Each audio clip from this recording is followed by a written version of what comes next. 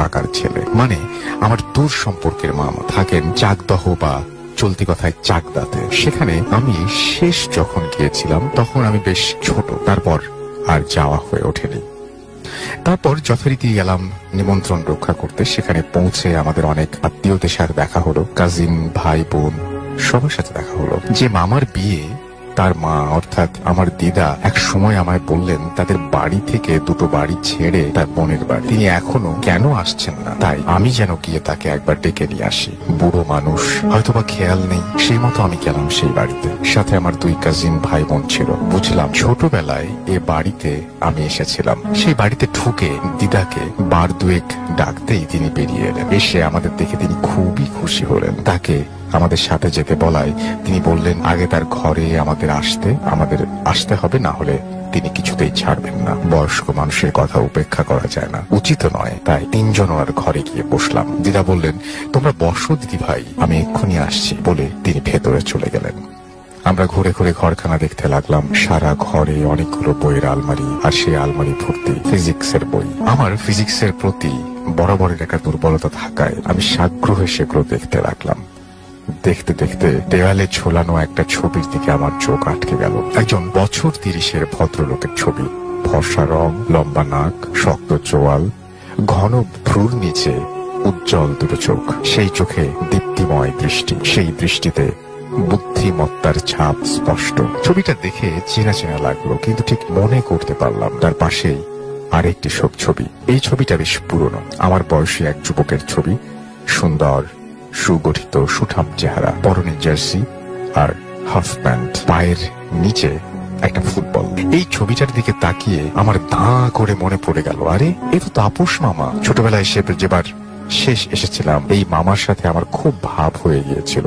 আরো মনে পড়লো তিনি ছিলেন পদার্থবিদ্যার ছাত্র, ভীষণ মেধাবী বলে আমাদের পরিবারে তার বেশ একটা নাম ছিল। দারুণ ভালো ফুটবল খেলতেন। গতবার আমায় তিনি সাথে করে তার ফুটবল খেলার মাঠেও নিয়ে গিয়েছিলেন মনে পড়লো। কিন্তু তিনি কোথায়? বিয়ে বাড়িতে তো দেখলাম না। এই কথা মনে হতেই কার একটা পায়ের শব্দে পেছন ফিরে তাকালাম। প্রথমে ভেবেছিলাম দিদা এসেছেন বুঝি, কিন্তু সেদিকে তাকিয়ে আমার ভুল ভাঙলো। দেখলাম একজন রোগাটে গড়নের লোক পাশের ঘরে যাবার দরজায় দাঁড়িয়ে আমাদের দিকে তাকিয়ে অল্প অল্প হাসছেন। তার পরনে পাঞ্জাবি পাজামা, চুলগুলো বেশ বড়, কাঁধ ছাড়িয়ে নেমে এসেছে। আমরাও তার দিকে তাকিয়ে সৌজন্যমূলক হাসি হাসলাম। তিনি এবার ঘরের ভেতরে ঢুকে এলেন। এসে রিনরিনে গলায় বললেন তোমরা কোথায় থাকো? এই কথা শোনার পর আমার ভাই আর আমার মন হাতের তলা মুখ চেপে খিক খিক করে হাসতে লাগলো। তাদের হাসার কারণ ছিল ভদ্রলোকের হাব ভাব, হাঁটা চলা, কথা বলার ধরন সবই পুরো মেয়েদের মতো। আমাদের চারপাশে এমন মানুষ আমরা প্রায়শই দেখি যারা প্রকৃতিগতভাবে ছেলে বা পুরুষ হয়ে জন্মালেও তাদের ভাব ভঙ্গি, চাল চলন সবটাতেই মেয়েলি ছাপ থাকে। তাদের নিয়ে অধিকাংশ ক্ষেত্রেই ঠাট্টা বিদ্রুপ করা হয়, কিন্তু সেটা তাদের ইচ্ছাকৃত নয়, পুরোটাই হরমোনের তারতম্যের জন্য হয়ে থাকে। এটা আমরা জেনেও না জানার মতো করে তাদের নিয়ে মজা করি। এটা যে প্রকৃতিরই একটা খেলা সেটা আমরা ভুলে যাই তারা আমাদের মশকরার পাত্র নয়। আমি ওদের দিকে তাকিয়ে চোখের ইশারায় হাসতে না করলাম। যেহেতু আমি ওদের থেকে বয়সে বড়, তাই তাদের শাসন করার দায়িত্বও আমার। ওদের হাসি আমাদের সামনে বসা দুটি মানুষও দেখছেন। তাকে দেখেই ওরা হাসছে সেটাও তিনি বুঝছেন। তিনি একই রকম ভাবে মেয়েলি ভঙ্গিতে বললেন, এই তোরা হাসছিস কেন রে, অসভ্য কোথাকার।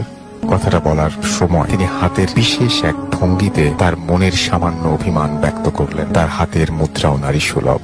লক্ষ্য করলাম তার হাতের নখগুলো লম্বা, তাতে হালকা রং লাগানো। ইনি নেল পলিশ পড়েছেন। আমার ভাই বোনগুলো হাসির থামানো গেল না। আমি বেশ বুঝতে পারছিলাম ফচকে ছেলে মেয়ে দুটো আমার পেছনে দাঁড়িয়ে ক্রমাগত ফ্যাঁচ ফ্যাঁচ করে হেসে চলেছে। লোকটি এবার তাকিয়ে বলে উঠলেন, ওমা তোমার কানের দুলটা কি সুন্দর, আমায় এমন একটা এনে দিতে পারবে?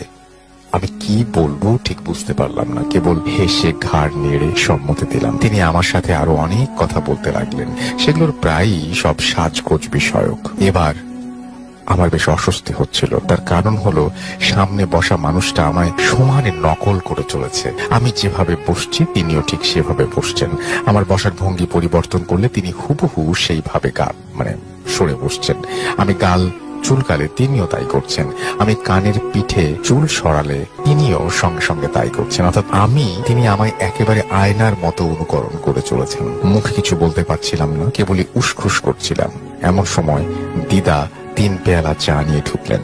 ঢুকেই তিনি ওই লোকটিকে বললেন, তুই এখানে কি করছিস, যা ভেতরে যা। তার কথা শুনে লোকটি বলল, যাচ্ছি বাবা যাচ্ছি। উফ, তুমি না সত্যি কেমন যেন করো, আমি ঘর থেকে বেরোলে একটু লোকের সাথে কথা বলছি তাও ভালো লাগে না। লোকটি আবার সেই মেয়েলি ভঙ্গিতে দ্রুত ভেতরে চলে গেল। দিদা চায়ের কাপ সময় ট্রেটা টেবিলে নামিয়ে বসলেন। আমি জিজ্ঞেস করলাম, উনি কে দিদা? দিদা একটা দীর্ঘশ্বাস ছেড়ে বললেন, চিনতে পারোনি তাই না? আসলে তোমারই বা দোষ কি? আমি নিজেই এখন ওকে চিনতে পারছি না। দিদা আঁচলে মুখ চেপে আবার বললেন, ও আমার ছেলে তাপস। তোমার তাপস মামা? ইনি তাপস মামা? আমি শুনে ভীষণ অবাক হয়ে গেলাম, কিন্তু আমার যতদূর মনে পড়ছে উনি তো এরকম ছিলেন না। দিদা বললেন, ছিলেন নাই তো, মাস 4 আগেও ছেলে আমার এমন ছিল না, পুরোপুরি সুস্থ আর স্বাভাবিক ছিল, আর 5টা সাধারণ ছেলের মতো।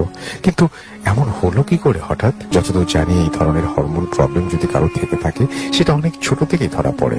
এতদিন পর প্রাপ্ত বয়স্ক একটা মানুষের আচমকা এরকম পরিবর্তন হয় বলে শুনিনি। কি আর বলবো মা, আগে আমার ছেলে সারাদিন পড়াশোনা নিয়ে থাকতো, কলেজে পড়াতে যেত, একদিনও কামাই করতো না। ফুটবল খেলায় খুব ঝোঁক ছিল, আর এখন সারাদিন সাজগোজ নিয়ে থাকে, বারণ করলে শোনে না। শাড়ি পরে মেয়েদের মতো করে সেজে আয়নার সামনে গিয়ে বসে থাকে। কলেজে যাওয়া ছেড়ে দিয়েছে, বাড়িতেও পড়াশোনা করে না, আর এসব ম্যাগাজিন আছে শাড়ি গয়নার ছবি দেয়া, সেই সব পড়ে সর্বক্ষণ। খেলাধুলার ধারে কাছেও যায় না, আর আয়নার সামনে দাঁড়িয়ে বিভিন্ন নাচের ভঙ্গি রপ্ত করে। কি বলছো দিদা? মাত্র 4 মাসে একটা মানুষ আমূল পরিবর্তন হয়ে যেতে পারে? আমি বিশ্বাসই করতে পারছিলাম না। আমার দেখা সেই তাপস মামাকে এবার বেশ মনে পড়লো। 20 বছরের এক টকবকে তরুণ, পায়ের আগায় ফুটবল নিয়ে মাঠ দাপিয়ে বেড়ায়, পদার্থবিদ্যার এক কৃতি ছাত্র, মেহলিপনার লেশ মাত্র নেই। সেই মানুষ, দেয়ালে টাঙানো ছবির মানুষ, আর খানিকক্ষণ আগে দেখায় এই মানুষের মধ্যে কোনো মিলই নেই, বরং আকাশ পাতাল তফাৎ। দিদা বললেন, তার উপর এক বিচ্ছিরি স্বভাব হয়েছে। সামনে কোনো মেয়ে দেখলেই তাকে নকল করবে, সে যা করবে হুবহু তাই নকল করবে। আচ্ছা, এটা তো কোনো মানসিক সমস্যা হতে পারে। তোমরা ডাক্তার দেখাওনি? আমি প্রশ্ন করি। দেখাইনি। আবার কলকাতায় নিয়ে গিয়ে বড় বড় ডাক্তার দেখিয়েছি, কেউ কিছু ধরতে পারেনি, কোনো সমাধানও দিতে পারেনি। আর দেবেই বা কি করে? এ তো কোনো রোগ নয়, ওর গায়ে যে হাওয়া বাতাস লেগেছে। হাওয়া কি? প্রশ্ন করলো আমার ভাইটা। হাওয়া বাতাস, দিদা বলল, মানে খারাপ জিনিস। সেই যে বেড়াতে গেল, সেখানে গিয়ে এসব সঙ্গ করে নিয়ে এসেছে। আমরা ওর জন্য মেয়ে দেখতে গিয়েছিলাম, ভেবেছিলাম এবার ছেলের বিয়ে দিয়ে বউয়ের হাতে সংসার তুলে দেব, কিন্তু কি যে হয়ে গেল। ও ঠাকুর, আমার ছেলেটা কি আর ভালো হবে না? দিদা দীর্ঘশ্বাস ছাড়লেন। আমি জিজ্ঞেস করলাম, কবে থেকে এটা হয়েছে দিদা, কি করে হলো? দিদা এরপর পুরো ঘটনাটা আমাদের বললেন। বয়স্ক মানুষ, তাই একটু এলোমেলো ভাবে বলছিলেন। আমি যতটা পারছি সাজিয়ে ওনার কথা অনুযায়ী গোড়া থেকে বলার চেষ্টা করছি। 4 মাস আগে তাপস মামা আর তার দুই বন্ধু গিয়েছিলেন পুরুলিয়া বেড়া। তাদের নাম বিপ্লব আর সৌম্য।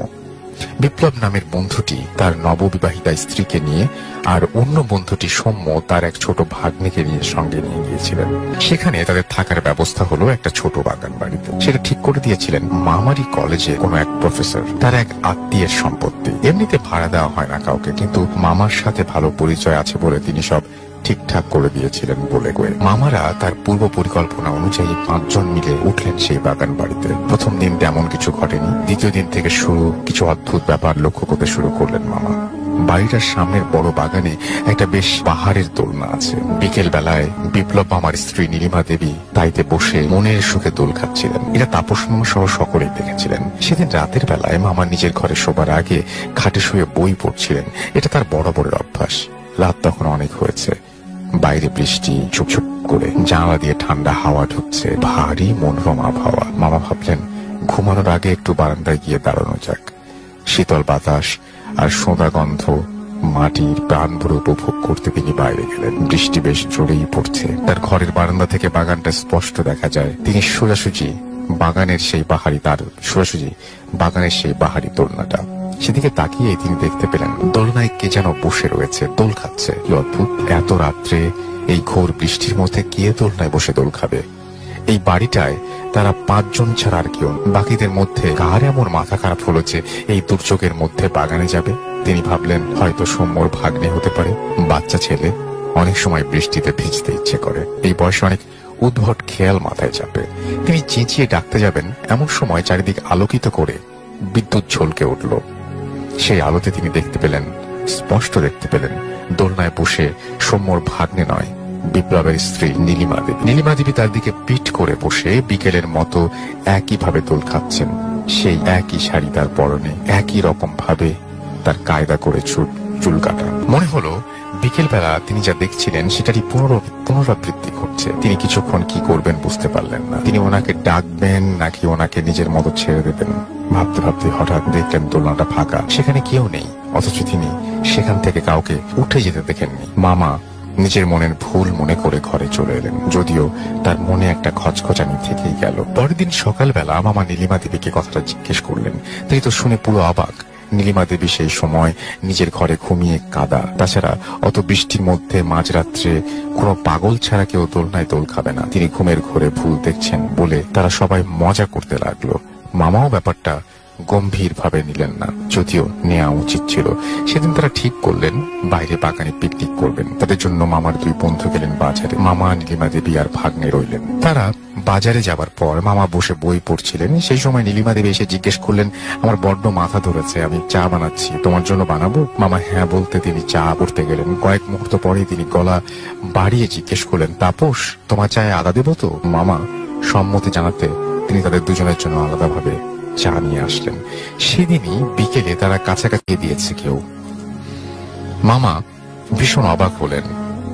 এগুলো হচ্ছে, কিছু একটা হচ্ছে, এটা তিনি বুঝতে পারছিলেন না। বাকিরা ফিরে আসার পরেও তিনি কিছু বললেন না, যদি আবার তারা তাকে নিয়ে মজা করে। এরপর সকালবেলা তাদের অযোধ্যা পাহাড়ে যাবার কথা। সবাই তৈরি হয়ে গেছে, কিন্তু স্বাভাবিকভাবেই নীলিমা দেবী তখনও ওঠেননি। তারপর সময় তাকে তাগাদা দিতে ঘরে গিয়ে বলেন, বৌদি তোমার আর কত দেরি? মামা দেখলেন নীলিমা দেবী তখন আয়নার সামনে বসে চুল আঁচড়াচ্ছেন। তিনি বললেন, এই তো হয়ে গেছে, এক্ষুনি আসছি। তিনি আরো খানিক পর তৈরি হয়ে এলেন এবং তারা ঘুরতে চলে গেলেন। ফিরে এসে তারা রাতের খাবার খেয়ে সবাই বাইরে বাগানে বসে গল্প করছিলেন। রাত তখন প্রায় 10টার কাছাকাছি। মামা বাথরুমে যাবার জন্য ঘরের ভেতরে এলেন। বাকিরা তখনও বাইরে গলবার বেশ ভয় পেয়ে গেলেন। তবে একটু আগে ঘরের ভেতরে তিনি কাকে দেখলেন, আগের দিন দরজার বাইরে কে ছিল, আর সেদিন রাতের দোলনাতেই বা কে ছিল? সে কেন নীলিমা দেবীকে নকল করে? সেদিন রাতে মামা নিজের ঘরে শুয়েছিলেন। তার কিছুই ঘুম আসছিল না। তিনি কেবল বিছানার এপাশ ওপাশ করছিলেন। একসময় হালকা তন্দ্রা এসে গেল, কিন্তু কিছুক্ষণ বাদেই কিছু একটা শব্দে তার তন্দ্রা ছুটে গেল। তিনি বিছানায় সোজা হয়ে শুয়েছিলেন। চোখ খুলতেই তার চোখ গেল সিলিং এর দিকে। ঘরের আলো আধারিতে তিনি দেখতে পেলেন সিলিং ফ্যান থেকে ঝুলছে একটি মানুষের দেহ। তাদের পক্ষে আর থাকা সম্ভব যেতেন না। বন্ধুদের সাথে আড্ডা দিতে যেতেন না। এর পাশাপাশি তার মধ্যে কিছু অদ্ভুত পরিবর্তন আসা শুরু হলো। তিনি চুল বড় রাখতে শুরু করলেন, নখ বড় করতে শুরু করলেন। বাড়িতে কিছু মেয়েদের ম্যাগাজিন আনা শুরু করলেন, যেগুলো তিনি আগে কোনোদিনই পড়তেন না।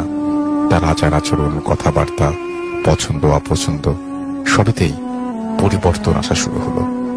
সবকিছুতেই মেয়েলিপনার ছাপ পড়তে শুরু করলো। ছেলের এমন অদ্ভুত পরিবর্তন দেখে দিদা স্বাভাবিকভাবে খুব চিন্তিত হয়ে পড়লেন।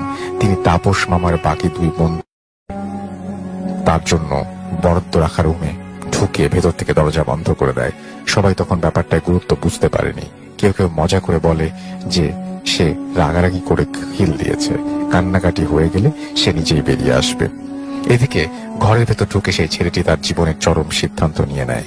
অবসাদের চূড়ান্ত পর্যায়ে পৌঁছে সে বেছে নেয় অন্তিম পরিণতি। সে সিলিং ফ্যান থেকে ফাঁস লাগিয়ে ঝুলে পড়ে। অনেকক্ষণ কেটে যাওয়ার পরও যখন দেখা গেল সে দরজা খুলছে না এবং ডাকাডাকিতে সাড়া দিচ্ছে না, তখন বাধ্য হয়ে তারা দরজা ভেঙে ফেলে। ভেতরের দৃশ্য দেখে তারা তখন পুলিশে খবর দেয় এবং পুলিশ এসে লাশ নিয়ে যায়। শুরু করতে চাই আজকের ভূত ফিল্ম। আশা করছি আপনাদের ভালো লাগবে। স্টুডিওতে এসে ঘটনাটি বলা সম্ভব নয়, ভালো লাগলে পড়ে শোনাবার অনুরোধ রইল। আসসালামু আলাইকুম রাসেল ভাই। ওয়ালাইকুম সালাম। আশা করি আপনি ভালো আছেন। আমি আপনার নিয়মিত একজন শ্রোতা। আমার নাম মামুন আহমেদ, জেলা যশোর সদর, ডাক ওয়াদা বাজার, সিরাজ সিংহা। আসল ভাই, আমার নিজের সাথেই ঘটেছে এই ঘটনাটি, যেটা শুরু হয় 2010 সাল থেকে আর এখনো রীতিমতো ঘটে চলেছে আমার সাথে। বর্তমানে আমার অবস্থা খুবই আশঙ্কাজনক। এখনো আমি বুঝতে পারছি না যে আমি কি করব। অনেক বছর ধরে ঘটনাটি ঘটার কারণে আমার এই ঘটনাটি অনেক বড়, তাই যতটা সম্ভব ছোট করে বলার চেষ্টা করছি। তখন রমজান মাস, রমজানের প্রথম দিন। আমরা অনেকে মিলে আমাদের গ্রামের মসজিদে ইফতার করতে যাই।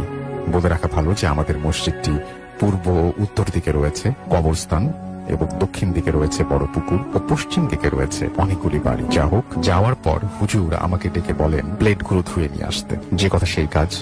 মসজিদের টিউবওয়েলটি খারাপ থাকায় পুকুরে দিতে যাই। প্লেটগুলো প্রায় ধোয়া শেষ, এমন সময় আমি খেয়াল করলাম আমার কানে কেমন যেন একটা সাউন্ড আসতে লাগছে। আওয়াজটি মনে হচ্ছিল আকাশের দিক থেকে আসছে। আমি আকাশের দিকে তাকিয়ে দেখতে পেলাম কি যেন শাড়ি বেঁধে খুব দ্রুত চলে যাচ্ছে। এমন সময় আমি লক্ষ্য করলাম যে কে যেন আমার দিকে এগিয়ে আসছে আকাশ থেকে। আমার চোখের পলক পড়তেই দেখতে পেলাম যে আসছিলেন সে আমার সামনে। সে আমাকে বলল, ভয় পেও না, আমি তোমার কোনো ক্ষতি করব না। তাকে দেখতে খুবই উজ্জ্বল লাগছিল, গায়ে জরি জাতীয় লম্বা পোশাক, হাতে ছিল একটা লাঠি জাতীয় কিছু, মাথার চুল পায়ের গোড়ালি পর্যন্ত। আমি তার কথা আর জবাবে বলি, আমি তো ভয় পেয়েছি। সে বলে, কই, তুমি তো ভয় পাওনি বলে আমার শরীরে 3 বার ফু দিল আর বলল আজ সময় নেই, তোমার সাথে পরে দেখা করব, ভালো থাকো, বলেই অদৃশ্য হয়ে গেল। আমি প্লেটগুলো নিয়ে উপরে উঠে আসি। তারপর আমি আমার বন্ধুদের বলি, তোমরা কি কিছু দেখেছো আমার সামনে দাঁড়িয়ে থাকতে? ওরা বলে, কই না তো।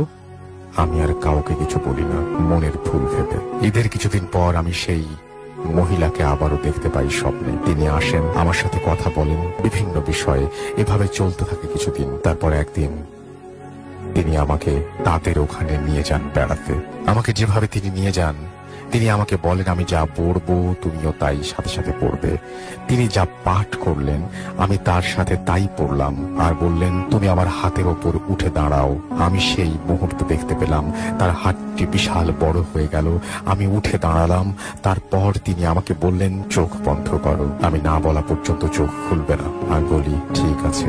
5-6 মিনিট পর বলল চোখ খোলো। আমি চোখ খুলতেই দেখতে পেলাম রাজপ্রাসাদের মতো বাড়ি, মনে হচ্ছিল সোনা দিয়ে তৈরি করা, চারিদিকে ফুলের বাগান, অনেক বড় বড় গাছপালা আর অনেক অদ্ভুত কিছু। তিনি আমাকে ওই রাজপ্রাসাদের বাড়ির মধ্যে নিয়ে যান। আমাকে একটি জায়গায় বসতে দেয়া হয়। বসে আছি, ঠিক সেই সময় একটা মেয়েকে দেখতে পাই। মেয়েটার মুখটা দেখা যাচ্ছিল না, মুখে একটা কাপড় জাতীয় কিছু ছিল। সেই কারণে আমি সেই মহিলার কাছে জিজ্ঞেস করতেই তিনি বললেন ও আমার একমাত্র মেয়ে। তারপর তিনি তার মেয়েকে ডেকে আমার সঙ্গে পরিচয় করিয়ে দেন। অনেক গল্প হয় আমাদের। তারপর তিনি আমাকে একটা লাঠির মতো কিছু দেন আর বলেন এটা তোমার কাছে রাখো, তোমার সাথে আমরা দেখা করি এ বিষয়ে কারো সাথে কোনো কিছু বলবে না বা শেয়ার করবে না। তারপর আমি ওনাকে বলি আমি বাসায় যেতে চাই। তারপর আর কিছু মনে নেই। সকালে ঘুম থেকে উঠে স্বপ্নের কথা ভাবি আর নিজে মজাও পাই। স্বপ্ন তো স্বপ্নই, কিন্তু হাত মুখ ধুতে গিয়ে দেখতে পেলাম আমার ডান হাতে যে লাঠিটা দিয়েছিল সেই লাঠির দাগ আমার হাতের মধ্যে রয়েছে। পানিও সাবান দিয়ে ধোয়ার চেষ্টা করছি কিন্তু কিছু হচ্ছে না। তারপর এই দাগটি আমার হাতে থাকে অনেক দিন।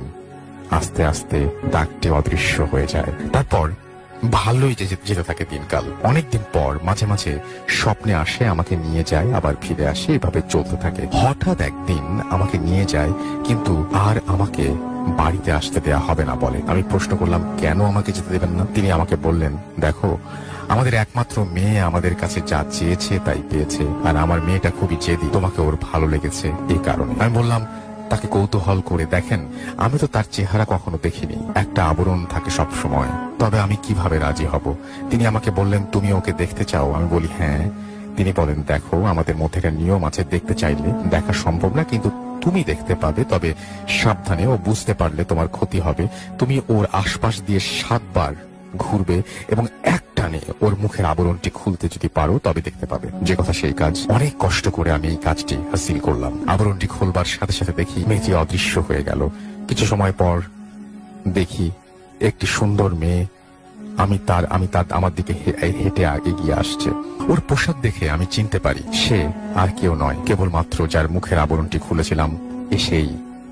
ওকে দেখতে এতটাই সুন্দর লাগছিল যে ভাষায় প্রকাশ করতে পারবো না আমি। যাই হোক, সেখানে অনেক কথা হয় আমাদের। একসময় ও রাজি হয় আমার সাথে বাসায় দিয়ে যাওয়ার জন্য।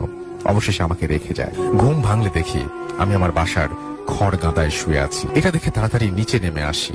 তারপর আমি আমার রুমে ঢুকে দেখি ভেতরে থেকে নক করা। আমি আমার ঘরটি বাহির থেকে নকটা খুলতে পারতাম, তাই তাড়াতাড়ি খুলে ভেতরে ঢুকে দেখলাম ভেতরে কেউ নেই। আমি খুব চিন্তায় পড়ে গেলাম, আমার সাথে সব হচ্ছেটা কি?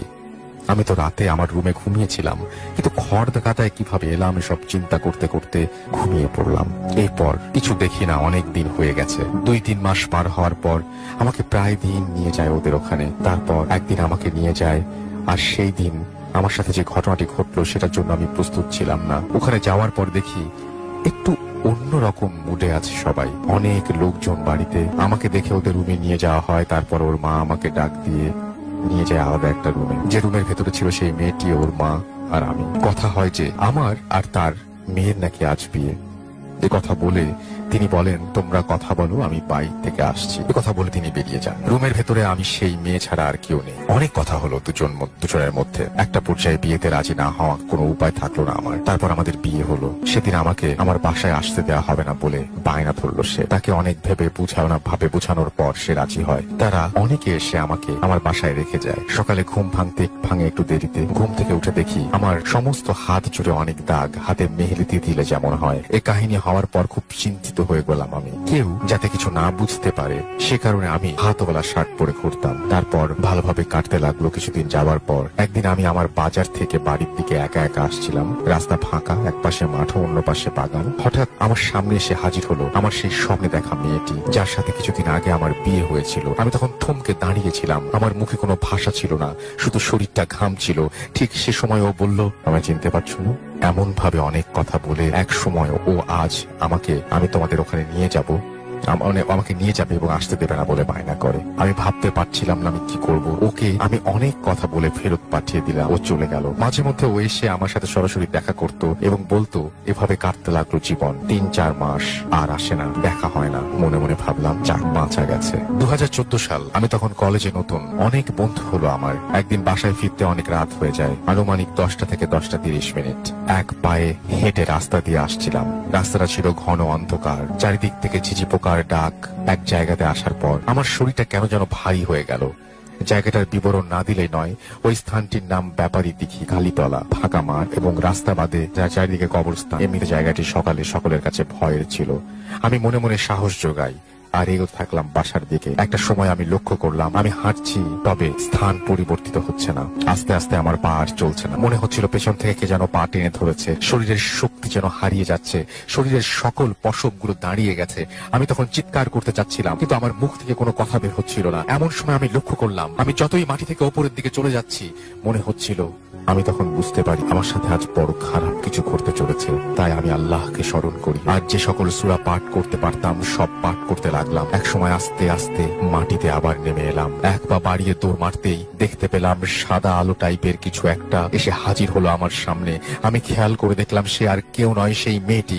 ওকে দেখার পর আমি আবার সাহস ফিরে পাই। আমাকে বলল, কি ভয় পেয়েছো? এভাবে অনেক কথা হয়। এক সময় সে বলে, দেখো, আমি যদি চাই তোমাকে জোর করে নিয়ে যেতে পারি, কিন্তু আমি সেটা এখন করব না। তোমাকে আমি 1 বছর সময় দিলাম। তুমি যদি মন থেকে যেতে চাও আমি এসে নিয়ে যাব, আর যদি না চাও তবে শুনে রাখো, তোমার বয়স 24 বছরের ভেতর তোমাকে আমি নিয়ে যাব। কেউ আমাকে ঠেকাতে পারবে না। আমি যদি না পারি তাহলে তোমাকে অনেক ডিস্টার্ব করবো। এভাবে অনেক কথা বলে সে চলে যায়। এই বিষয়টি আমার আর ভালো লাগে না, তাই আমি একজন হুজুরের কাছে যাই। তিনি আমার শরীর বন্ধ করে দেন 24 বছর পর্যন্ত এবং কিছু তেল ও পানি দেন। তিনি বলেছিলেন আর কোনো সমস্যা হবে না। ভালো কাটছিল দিনকাল। 3 বছর কোনো সমস্যা ছাড়াই।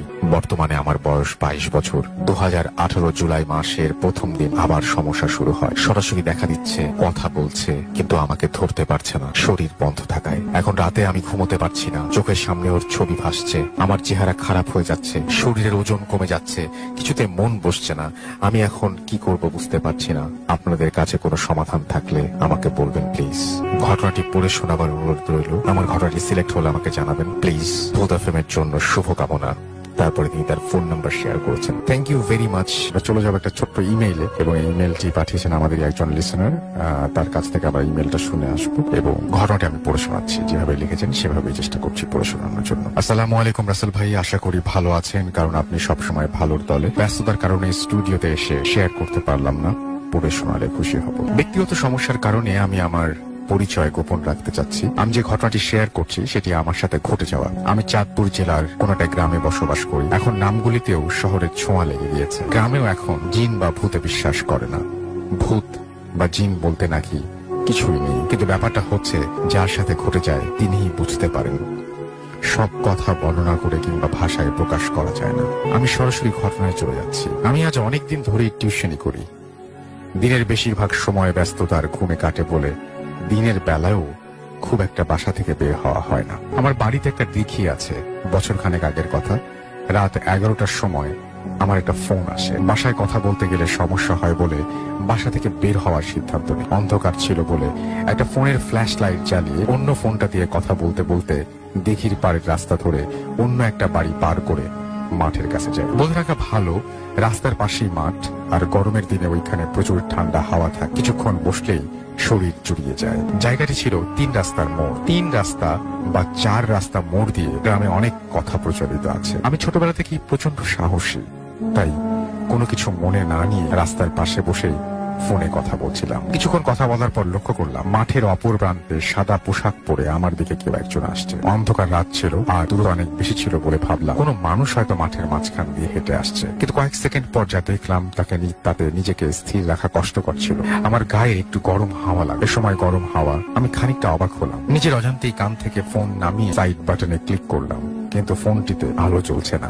ভাবলাম হয়তো চার্জ শেষ। যে ফোনটির ফ্ল্যাশ লাইট জ্বালানো ছিল ওই ফোনটির দিকে তাকিয়ে দেখি ফ্ল্যাশ লাইট বন্ধ। এতক্ষণে বুঝলাম আমার সাথে কিছু একটা ঘটতে যাচ্ছে। সামনের দিকে তাকাতে আমি লক্ষ্য করলাম ওই সাদা পোশাক পরিহিত মানুষটি ক্রমেই বড় হতে লাগলো এবং তার মাথা মনে হচ্ছিল ক্রমেই আকাশ চুম্বি হচ্ছে। বুঝলাম এটি মানুষ নয়, জিন বা অমারক। আমার শরীর শিউলে উঠল। মনে হচ্ছিল সময়ের কিছুক্ষণের জন্য আমি কথা বলার সমস্ত শক্তি হারিয়ে ফেলেছি। আমি হতভম্ব হয়ে কিছুক্ষণ দাঁড়িয়ে রইলাম। কি করব নিজেও ভেবে পাচ্ছিলাম না। জীবনে প্রথম প্রচন্ড ভয় পেলাম। আমি শরীরের সমস্ত শক্তি দিয়ে দৌড় দিলাম। কেন জানি মনে হচ্ছিল আমি 5 মিনিটের পর 30 সেকেন্ডে পার করলাম। যখন দৌড় থামালাম নিজেকে দিঘির কাছে পেলাম। আমি কি দৌড়ে আসলাম নাকি উড়ে আসলাম সেটা নিয়ে আজও আমি সন্দিহান। যদি দৌড়ে আসি তাহলে এত কম সময়ে কিভাবে সম্ভব? দিঘির কাছে আসার পর দেখলাম আমার ফোনের অটোমেটিক আলো জ্বলে উঠেছে। আমি অনেক অবাক হই। এর আগে দাদুর কাছে অনেক ঘটনা শুনেছি, কিন্তু ওই দিন প্রথম বাস্তবতার মুখোমুখি হলাম। ঘটনাটি এখানে শেষ হয়ে পারত। আমার জন্য এর চেয়ে বড় ট্র্যাজেডি অপেক্ষা করছে। আমি প্রায় 20 মিনিট দিঘির ঘাটলায় বসে ভাবতে লাগলাম কি ঘটে গেল আমার সাথে। ভাবতেই আমার ফোনটা বেজে ওঠে। অপর প্রান্তে যিনি ছিলেন তিনি হঠাৎ করে ফোন কাটার কারণ জিজ্ঞাসা করলেন। আমি জবাবে একটু সমস্যা ছিল বলে তাকে বিদায় জানিয়ে বাসায় চলে আসি এবং ঘুমানোর প্রস্তুতি নিই। শোয়ার কিছুক্ষণ পর আমার চোখে তন্দ্রা লেগে আসে, কিন্তু আশেপাশে অন্য বাসার কাকার কথা আমার কানে বাজছিল। আমি অনুভব করলাম আমার জানলার বাইরে ওই সাদা জামা পরিহিত অবয়বটি দাঁড়িয়ে আছে। আমি তার অবস্থান বুঝতে পারছি, কিন্তু ওর মুখের অংশ কোনো ওপরে থাকার কারণে দেখতে পাচ্ছিলাম না। কয়েক সেকেন্ড পর আমি অনুভব করলাম আমার পা শিউরে উঠছে। আস্তে আস্তে পুরো শরীর, মনে হচ্ছে কেউ আমার পা থেকে আস্তে আস্তে হাত উপরের দিকে তুলছে। যত উপরের দিকে তুলছে ততই আমার শরীর জমে যেতে লাগলো। আমি পুরোটা শরীর অবশ হয়ে গেল। পা আস্তে আস্তে বুক পর্যন্ত অবশ হয়ে আসে। আমার শরীরের সবগুলি লোম দাঁড়িয়ে যায়। আমি চিৎকার করার অনেক চেষ্টা করি, কিন্তু কিছুতেই মুখ দিয়ে শব্দ বের হচ্ছিল না। আমি ভয়ে হাত পা ছড়াছড়ি করি, চেষ্টা করছিলাম কিন্তু পারছিলাম। সাময়িক সময়ের জন্য মনে হচ্ছিল আমার শরীরের উপরে কেউ যেন পাথর বসিয়ে রেখেছে। আমি চাইলেও সরাতে পারছি না। ঠিক প্যারালাইজড হলে যেমন কিছুই নাড়াতে পারে না, এমনকি জিউ ভাওনা, ঠিক তেমনই অনুভব করছিলাম। আমি স্পষ্টভাবে বলতে পারবো না আমার জ্ঞান ছিল, আমার স্মৃতি ছিল, আমার মনে ছিল। এ সময় আয়াতুল কুরসি পড়া শুরু করলাম। হাত পা অনেকটা ছড়াছড়ি করার অনেক চেষ্টা করছিলাম আর মনে মনে আয়াতুল কুরসি পড়ছিলাম। যখন আয়াতুল কুরসি শেষ আয়াতে আসলাম তখন শরীরের প্রচন্ড শক্তি দিয়ে আমি লাথি মার। এতক্ষণে আমার বুকের বোঝা সরে গেছে।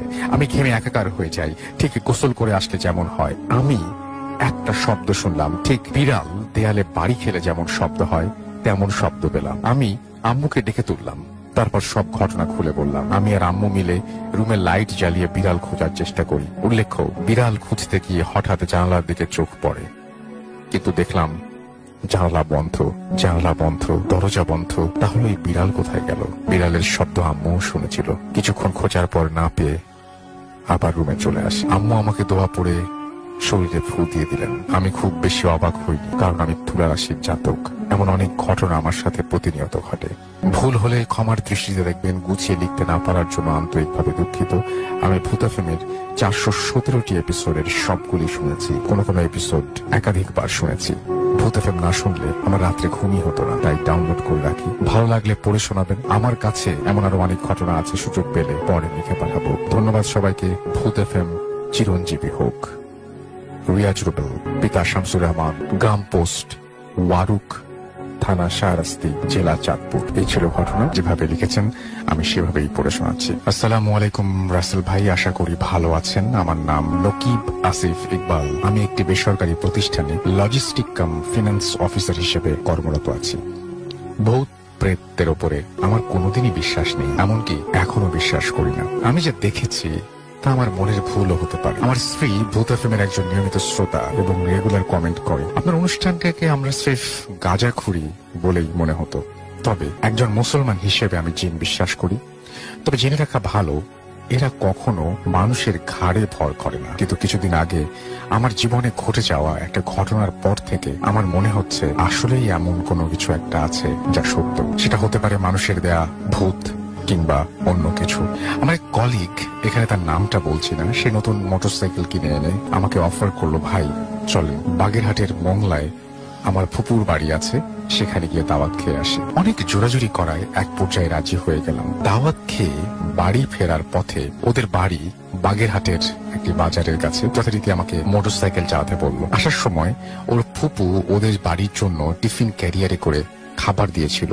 ও বাটি হাতে নিয়ে মোটরসাইকেলে বসে আছে, আমি চালাচ্ছি। চুলকাঠি বাজারের ভেতর দিয়ে সিএনবি বাজার যাওয়ার একটা শর্টকাট রাস্তা আছে গ্রামের মধ্য দিয়ে।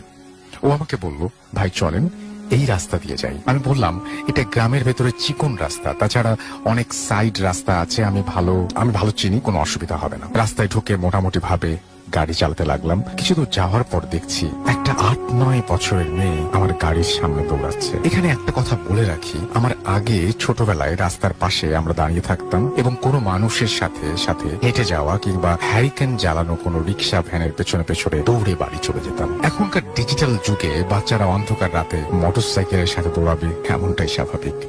আমার কলিগকে বললাম, দোস্ত দেখো, মেয়েটাকে দৌড়াতে দেখে আমার ছোটবেলার কথা মনে পড়ে গেল। ও আমাকে বলল, হ্যাঁ ঠিক তাই, আমারও ছোটবেলায় এই একই কাজ করতাম। এই কথা বলছি আর মেয়েটির পেছন পেছন গাড়ি চালাচ্ছি। একটা সময় গাড়ির ডিজিটাল মাইল স্পিডের দিকে চোখ গেল। চোখ পড়তেই আমি পাথরের মতো হয়ে গেলাম। আমি গাড়ির গতি তখন আমার প্রায় 50-55 আপ ডাউন করছে। এত স্পিডে মাত্র 8-9 বছরের একটা মেয়ে কিভাবে দৌড়াচ্ছে? আমার বন্ধুকে বললাম, এই মেয়েটি এত স্পিডে কিভাবে দৌড়াচ্ছে? ও বলল, তাই তো। এ কথা বলতেই সামনে তাকাতে দেখি মেয়েটি উধাও। মোটরসাইকেল থামিয়ে পকেট থেকে মোবাইল বের করে দেখলাম রাত 1:35 বাজে। কিছুতেই নিজের মনকে বিশ্বাস করাতে পারছি না কি দেখলাম। বাইকের হ্যান্ডেল ঘুরিয়ে হেডলাইটের আলোয় চারিদিকে ঘুরিয়ে দেখি কোনো বাড়ি ঘর নেই। রাস্তার এক পাশে সুপারি বাগান আর এক পাশে একটা বড় পুকুর আর সামনে পেছনে রাস্তা। চোখের পলকে মেয়েটি কোথায় গেল? পেছনে থাকার জন্য মেয়েটির চেহারা আমি দেখিনি, কিন্তু মেয়েটি একটা হলুদ ঘটি হাতা টাইপের ফ্রক পরা ছিল, খালি পায়ে, বেশ স্বাস্থ্যবান, চুল সম্ভবত ছেড়ে দেয়া ছিল। নিজের চোখকে কোনো রকমে বিশ্বাস করতে পারছিলাম না। যাই হোক, ঘটনা যদি এখানেই শেষ হতো তবে কোন রকম যুক্তি দিয়ে ভাবতাম হয়তো মেয়েটি তার বাড়িতে ঢুকে গিয়েছিল আর আমাদের বাইকের মিটার খারাপ হতে পারে, ডিজিটাল মিটার। যখন আমরা ওদের বাড়িতে ফিরলাম তখন ঘটলো সব থেকে বড় যুক্তিহীন ঘটনা, যে টিফিন বাটিতে করে ওর ফুপু খাবার দিয়েছিল সে বাটিতে কিছু লতাপাতা, গোবর, শুকনা মাটি আর একটা ফ্রক দুমড়ে মুচড়ে রাখা। এটি সেই ফ্রক যেটি আমি মেয়েটির পরনে দেখেছি। চাচি আম্মা যখন আমাদের সামনে বাটি খুললো তখন আমরা এই দৃশ্য দেখে মুখের ভাষা হারিয়ে ফেলেছিলাম এবং সাথে সাথে আমি জ্ঞান হারিয়ে ফেলি। আমার জ্ঞান যখন ফিরল দেখলাম আমার স্ত্রী আমার পাশে বসা। আমি বললাম, তুমি এখানে কিভাবে এলে? ও আমাকে বলল, আমি গত 4 দিন ধরে এই বাড়িতেই। আমার কলিগের কথা বলল, সে আমাকে নিয়ে এসেছে। পরে জানতে পারলাম আরো ভয়ঙ্কর ঘটনা। সেই রাতে চাচি আম্মা টিফিন বাটি খোলেন নাই, তিনি বাটি শুধু ফ্রিজে ঢুকিয়ে রেখেছিলেন এবং সকালে খাবার গরম করে সকলকে দিয়েছিলেন। আমার কলিগকে বললাম, তুই কিছু দেখিসনি? ও আমাকে বলল, আমি বাইক চালানোর সময় ওর সাথে গল্প করতে করতে চলে এসেছি, এমন কোনো ঘটনা ঘটেনি। ওরা ভেবেছিল আমার হয়তো শরীর অসুস্থ থাকার কারণে মাথা ঘুরে পড়ে যাই এবং 4 দিন জ্বরে ভুগি। ঘটনাটা কেউ বিশ্বাস করছিল না বলে আমি চেপে যাই, আর কোনো কথাও বাড়াই না। তারপর থেকেই আমি রাতে বাইক চালাতে গেলেই মনে হয় মেয়েটি আমার পাশে দৌড়াচ্ছে। তাই এখন রাতে বাইক চালাই না। যদি খুব জরুরি হয় তবে বাইক চালাতে পারি এমন কাউকে সাথে নিয়ে বাইরে যাই। ঘটনাটা বিশ্বাস হলে অন্যদের পড়ে শোনাবেন। আপনি ভালো থাকবেন। নকিব আসিফ ইকবাল, খুলনা থেকে। এই ঘটনাটি পাঠিয়েছেন এবং চমৎকার একটি ঘটনা, এবং আশা করছি যে এই ঘটনাটি আপনাদের যথেষ্ট আনন্দ দিতে পেরেছে। ছোট একটা ঘটনা খুলনা থেকে এসছে এবং এই ঘটনাটি পড়ে শোনাতে চাই। এই ঘটনাটি খুব অদ্ভুত টাইপের একটা ঘটনা, ভয়ের বলবো কিনা জানি না। যিনি লিখেছেন আমি বরং তার মতো করেই পড়ে শোনাই এবং পুরোপুরি ভারটা আপনাদের উপরে দিয়ে দিই। আসসালামু আলাইকুম রাসেল ভাই, আশা করি ভালো আছেন। আমি অনেকদিন থেকেই ভাবছি আমার সংগ্রহে থাকা কিছু ঘটনা লিখে পাঠাবো, তবে সময়ের অভাবে সেটা হয়ে ওঠে। বেশ ব্যস্ততার মধ্যেও একটা ঘটনা লিখছিও খুব সংক্ষেপে। আমার পক্ষে স্টুডিওতে যাওয়া সম্ভব নয়, ভালো লাগলে পড়ে শোনাবেন। আমার নাম মোহাম্মদ শাফিন শাহরিয়ার, খুলনায় থাকি। ঘটনা ঘটে আমার এক বন্ধুর সাথে, ওর মতো করেই তিনি লিখেছেন ঘটনাটা 2 বছর আগে। শীত তখনও পুরোপুরি শেষ হয়নি, তবে শেষের পথে। বসন্তের আগমনী বার্তা শোনা যাচ্ছে। আমাদের দেশ যে নাতিশীতোষ্ণ অঞ্চলে অবস্থিত সেটা খুব ভালোভাবে অনুভব করা যায়। এ সময় প্রকৃতি নবরূপে সাজতে শুরু করে। কোথাও বেড়াতে যাবার জন্য এই সময়টা খুবই উপযোগী। তাই আমি এবং আমার কয়েকজন বন্ধু মিলে সিদ্ধান্ত নিলাম বেড়াতে যাওয়ার। আমরা যাব কুষ্টিয়াতে। ভাবলাম একই সাথে অনেক কিছু দেখা যাবে। লালন, রবীন্দ্রনাথ, কাঙাল হরিনাথ, কাজী মোতাহার হোসেন, কে নেই সেখানে। যেন মনীষীদের মিলন মেলা বসে গেছে। পূর্ব সিদ্ধান্ত অনুযায়ী আমি, রাকিব, আশিক, নাইম ও বুলবুল রওনা হলাম কুষ্টিয়ার পথে। আমরা কেউই এর আগে কখনো ট্রেনে উঠিনি, তাই সিদ্ধান্ত নিলাম ট্রেনে চেপে যাওয়ার। বেশ আনন্দ ও উত্তেজনা কাটলো আমাদের ট্রেন যাত্রা। পোড়াদহ স্টেশনে নামলাম সকাল 10টার দিকে। সেখান থেকে কুষ্টিয়া পৌঁছালাম 10:30টার সময়। প্রথমেই গেলাম লালন শাহর বাড়িতে, সেখান থেকে গেলাম মীর মোশাররফ হোসেনের বাড়ি এবং শেষে রবীন্দ্রনাথ ঠাকুরের কুঠি বাড়ি। ঘটনাটা ঘটলো রবীন্দ্রনাথের বাড়িতে। আমরা যখন রবি ঠাকুরের কুঠি বাড়িতে পৌঁছালাম তখন দুপুর গড়িয়ে বিকেল। বাড়ির চারপাশটা ঘুরে দেখতে লাগলাম। দোতলা বাড়ি, বাড়ির সাথেই বেশ বড় একটা দিঘি, পুরনো কতগুলো আম গাছ। আম গাছগুলো দেখে মনে হয় রবীন্দ্রনাথের আম। আমরা ঘুরে ফিরে দেখতে লাগলাম। এমন সময় জানতে পারলাম রবীন্দ্রনাথের বাড়ি থেকে সামান্য একটু দূরেই পদ্মার পাড়ে রবীন্দ্রনাথের কবিতা লেখার ঘর। কবি সাহিত্যিকদের প্রতি আমার এমনিতেই দুর্বলতা রয়েছে, ভাবলাম কবিতা লেখার ঘরটা একবার দেখে আসা যায়। আর কখনো আসবো কিনা তা তো বলা যায় না, তাই সাথটা পূরণ করে যাওয়াই ভালো। কিন্তু ততক্ষণে প্রায় সন্ধ্যা হয়ে এসেছে, তাই আমার বন্ধুরা কেউ যেতে রাজি হলো না। শেষ পর্যন্ত ওদের বললাম, তাহলে তোরা কিছুক্ষণ এখানে বসে অপেক্ষা কর, আমি একাই একটু ঘুরে আসি। ওরা তাদের রাজি হলো। আমি একাই হাঁটতে শুরু করলাম। পদ্মার পাড়ে বেশ কিছু দূর হাঁটার পর আমি পৌঁছতে পারলাম না সেখানে। আমাকে বলা হয়েছিল সামান্য একটু দূরেই রবীন্দ্রনাথের কবিতা লেখার ঘর। হেঁটে যেতে চাইলে সর্বোচ্চ 5 থেকে 7 মিনিট সময় লাগবে, কিন্তু আমি 20 মিনিট হাঁটার পরেও কিছুই দেখতে পেলাম না। আরো 10 মিনিট হাঁটলাম, তাও কিছু দেখতে পেলাম না। তখন ভাবলাম কবিতা লেখার ঘর দেখে আর কাজ নেই, ফিরে যাই বন্ধুদের কাছে, ওরা হয়তো আমার জন্য অপেক্ষা করে আছে। তখন আমি রবীন্দ্রনাথের বাড়িতে ফিরে যাওয়ার জন্য হাঁটতে শুরু করলাম। যে পথে এসেছিলাম সে পথেই ফিরে যেতে শুরু করলাম, কিন্তু ফিরে যাওয়ার সময় সবকিছু অপরিচিত মনে হতে লাগলো। মনে হচ্ছে এই পথে আমি এর আগে কখনো আসিনি। এসেছিলাম যে পথে সেটি ছিল মাটির রাস্তা, আর এখন যে পথ দিয়ে হাঁটছি সেটা শুধু পাকা রাস্তা যে তাই না, বরং সুন্দর একটি রাস্তা যেখানে আমি আগে কখনো আসিনি। যতই সময় যেতে লাগলো আমি ততই এক শহরের মধ্যে প্রবেশ করতে লাগলাম, যে শহর বাস্তবে হওয়া সম্ভব নয়। মানুষ এত সুন্দর শহর হয়তো স্বপ্নেও কল্পনা করতে পারে না। ওই শহরের বৈশিষ্ট্য বলি। প্রথমত, ওই শহরটা মানুষেরা একটা বিশেষ ভাষায় কথা বলে। ভাষাটা আমার পরিচিত না, কিন্তু মজার বিষয় হলো আমি তাদের কথা বুঝতে পারছি। শুধু বুঝতে পারছি তাই না, বরং চাইলে ওই ভাষায় কথাও বলতে পারছি। রঙিন আলোয় ঝলমল করছে পুরো শহর, কোথাও কোনো ধুলোবালি কিংবা ময়লার চিহ্ন নেই। শহরটাতে বিন্দুমাত্র অসঙ্গতি নেই, বাস্তবে সম্ভব নয় এমন বিষয়গুলো সেখানে স্বাভাবিকভাবে মনে হচ্ছিল। সবচেয়ে আশ্চর্যের বিষয় হলো সেখানে কোনো অখ্যাত মানুষ বাস করে। আমি প্রথমে যে শহরে প্রবেশ করেছিলাম তখন অনেককেই চিনতে পারিনি, কিন্তু পরে অনেকের সাথে আমার দেখা হয়েছিল এবং তারা সবাই বিখ্যাত মানুষ। এই শহরে 2 দিন থাকার পর আমি বুঝতে পারলাম আমি এই শহরে যাদের চিনি আর যাদের চিনি না তাদের সকলেই অনেক বিখ্যাত ব্যক্তি, তবে জীবিত কোনো বিখ্যাত ব্যক্তি সেখানে নেই। সেখানে যাদের দেখলাম তারা বহু আগেই মারা গেছেন, কিন্তু এ সকল বিখ্যাত লোকেরা যে মারা গেছেন, এখন যে তারা জীবিত নেই সেই কথাটা ওই শহরে থাকা অবস্থায় একবারও মনে হয়েছে তারা স্বাভাবিক নিয়মেই বেঁচে আছেন। আমিও সেখানে তাদের সাথে বাস করছি বহুদিন ধরে। ওই শহরে প্রবেশ করার পর আমার একবারও মনে হয়নি যে যেখানে গেলাম সেখানে গেলাম কি করে, বরং মনে হয়েছে আমি তো এই শহরেরই একজন। যে 2 দিন আমি সেখানে ছিলাম সে সময় আমার মোটেও ক্ষুধা পিপাসা বোধ হয়, কিন্তু সেই শহরে প্রবেশের 2 দিন পর হঠাৎ আমার খুব পিপাসা পেল। আমি পানি পান করার উদ্দেশ্যে একটা পানির উৎসের কাছে গেলাম এবং পানি পান করার পরই হঠাৎই লক্ষ্য করলাম আমি রবীন্দ্রনাথের বাড়ির দিঘির পাশে বসে আছি। আমার অদূরেই আমার বন্ধুরা দাঁড়িয়ে গল্প করছে। আমি তাদের কাছে যেতেই তারা আমার কাছে জানতে চাইলো আমি এখানে কিভাবে এলাম। আমি স্বাভাবিকভাবে বললাম এই মাত্র। তারা বলল এত দ্রুত চলে আসলে কি করে? তুই না বলেছিলি তোর 15 মিনিটের মতো লাগবে। আমি ওদের জিজ্ঞাসা করলাম কেন, কত সময় গেছে? তারা বলল এই তো সবে 5 মিনিট।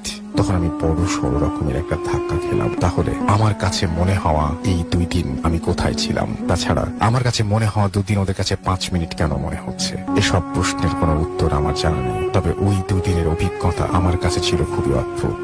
আপনারা যারা ইনসেপশন মুভিটা দেখেছেন তারা দেখবেন যে আমাদের রিয়েলিটিতে যে সময়টা খুব অল্প, সেটা স্বপ্নে অনেক দীর্ঘ সময় ধরে হচ্ছে। 1 সেকেন্ড স্বপ্নের ক্ষেত্রে অনেক লম্বা সময়, এরকম আমরা অনেক মুভিতে দেখি। তো এখানে এই ঘটনাটা কি তিনি স্বপ্নের মধ্যে দেখেছেন নাকি কিভাবে এই 5 মিনিট 2 দিন হয়ে গেল, এটা তিনি ভালো জানেন। এবং আপনারা যারা জানাতে চান আমাদের কমেন্টে জানাতে পারেন। বাট এই ঘটনাটা একটু অদ্ভুত টাইপেরই, জানি না কতটা ভয়ের।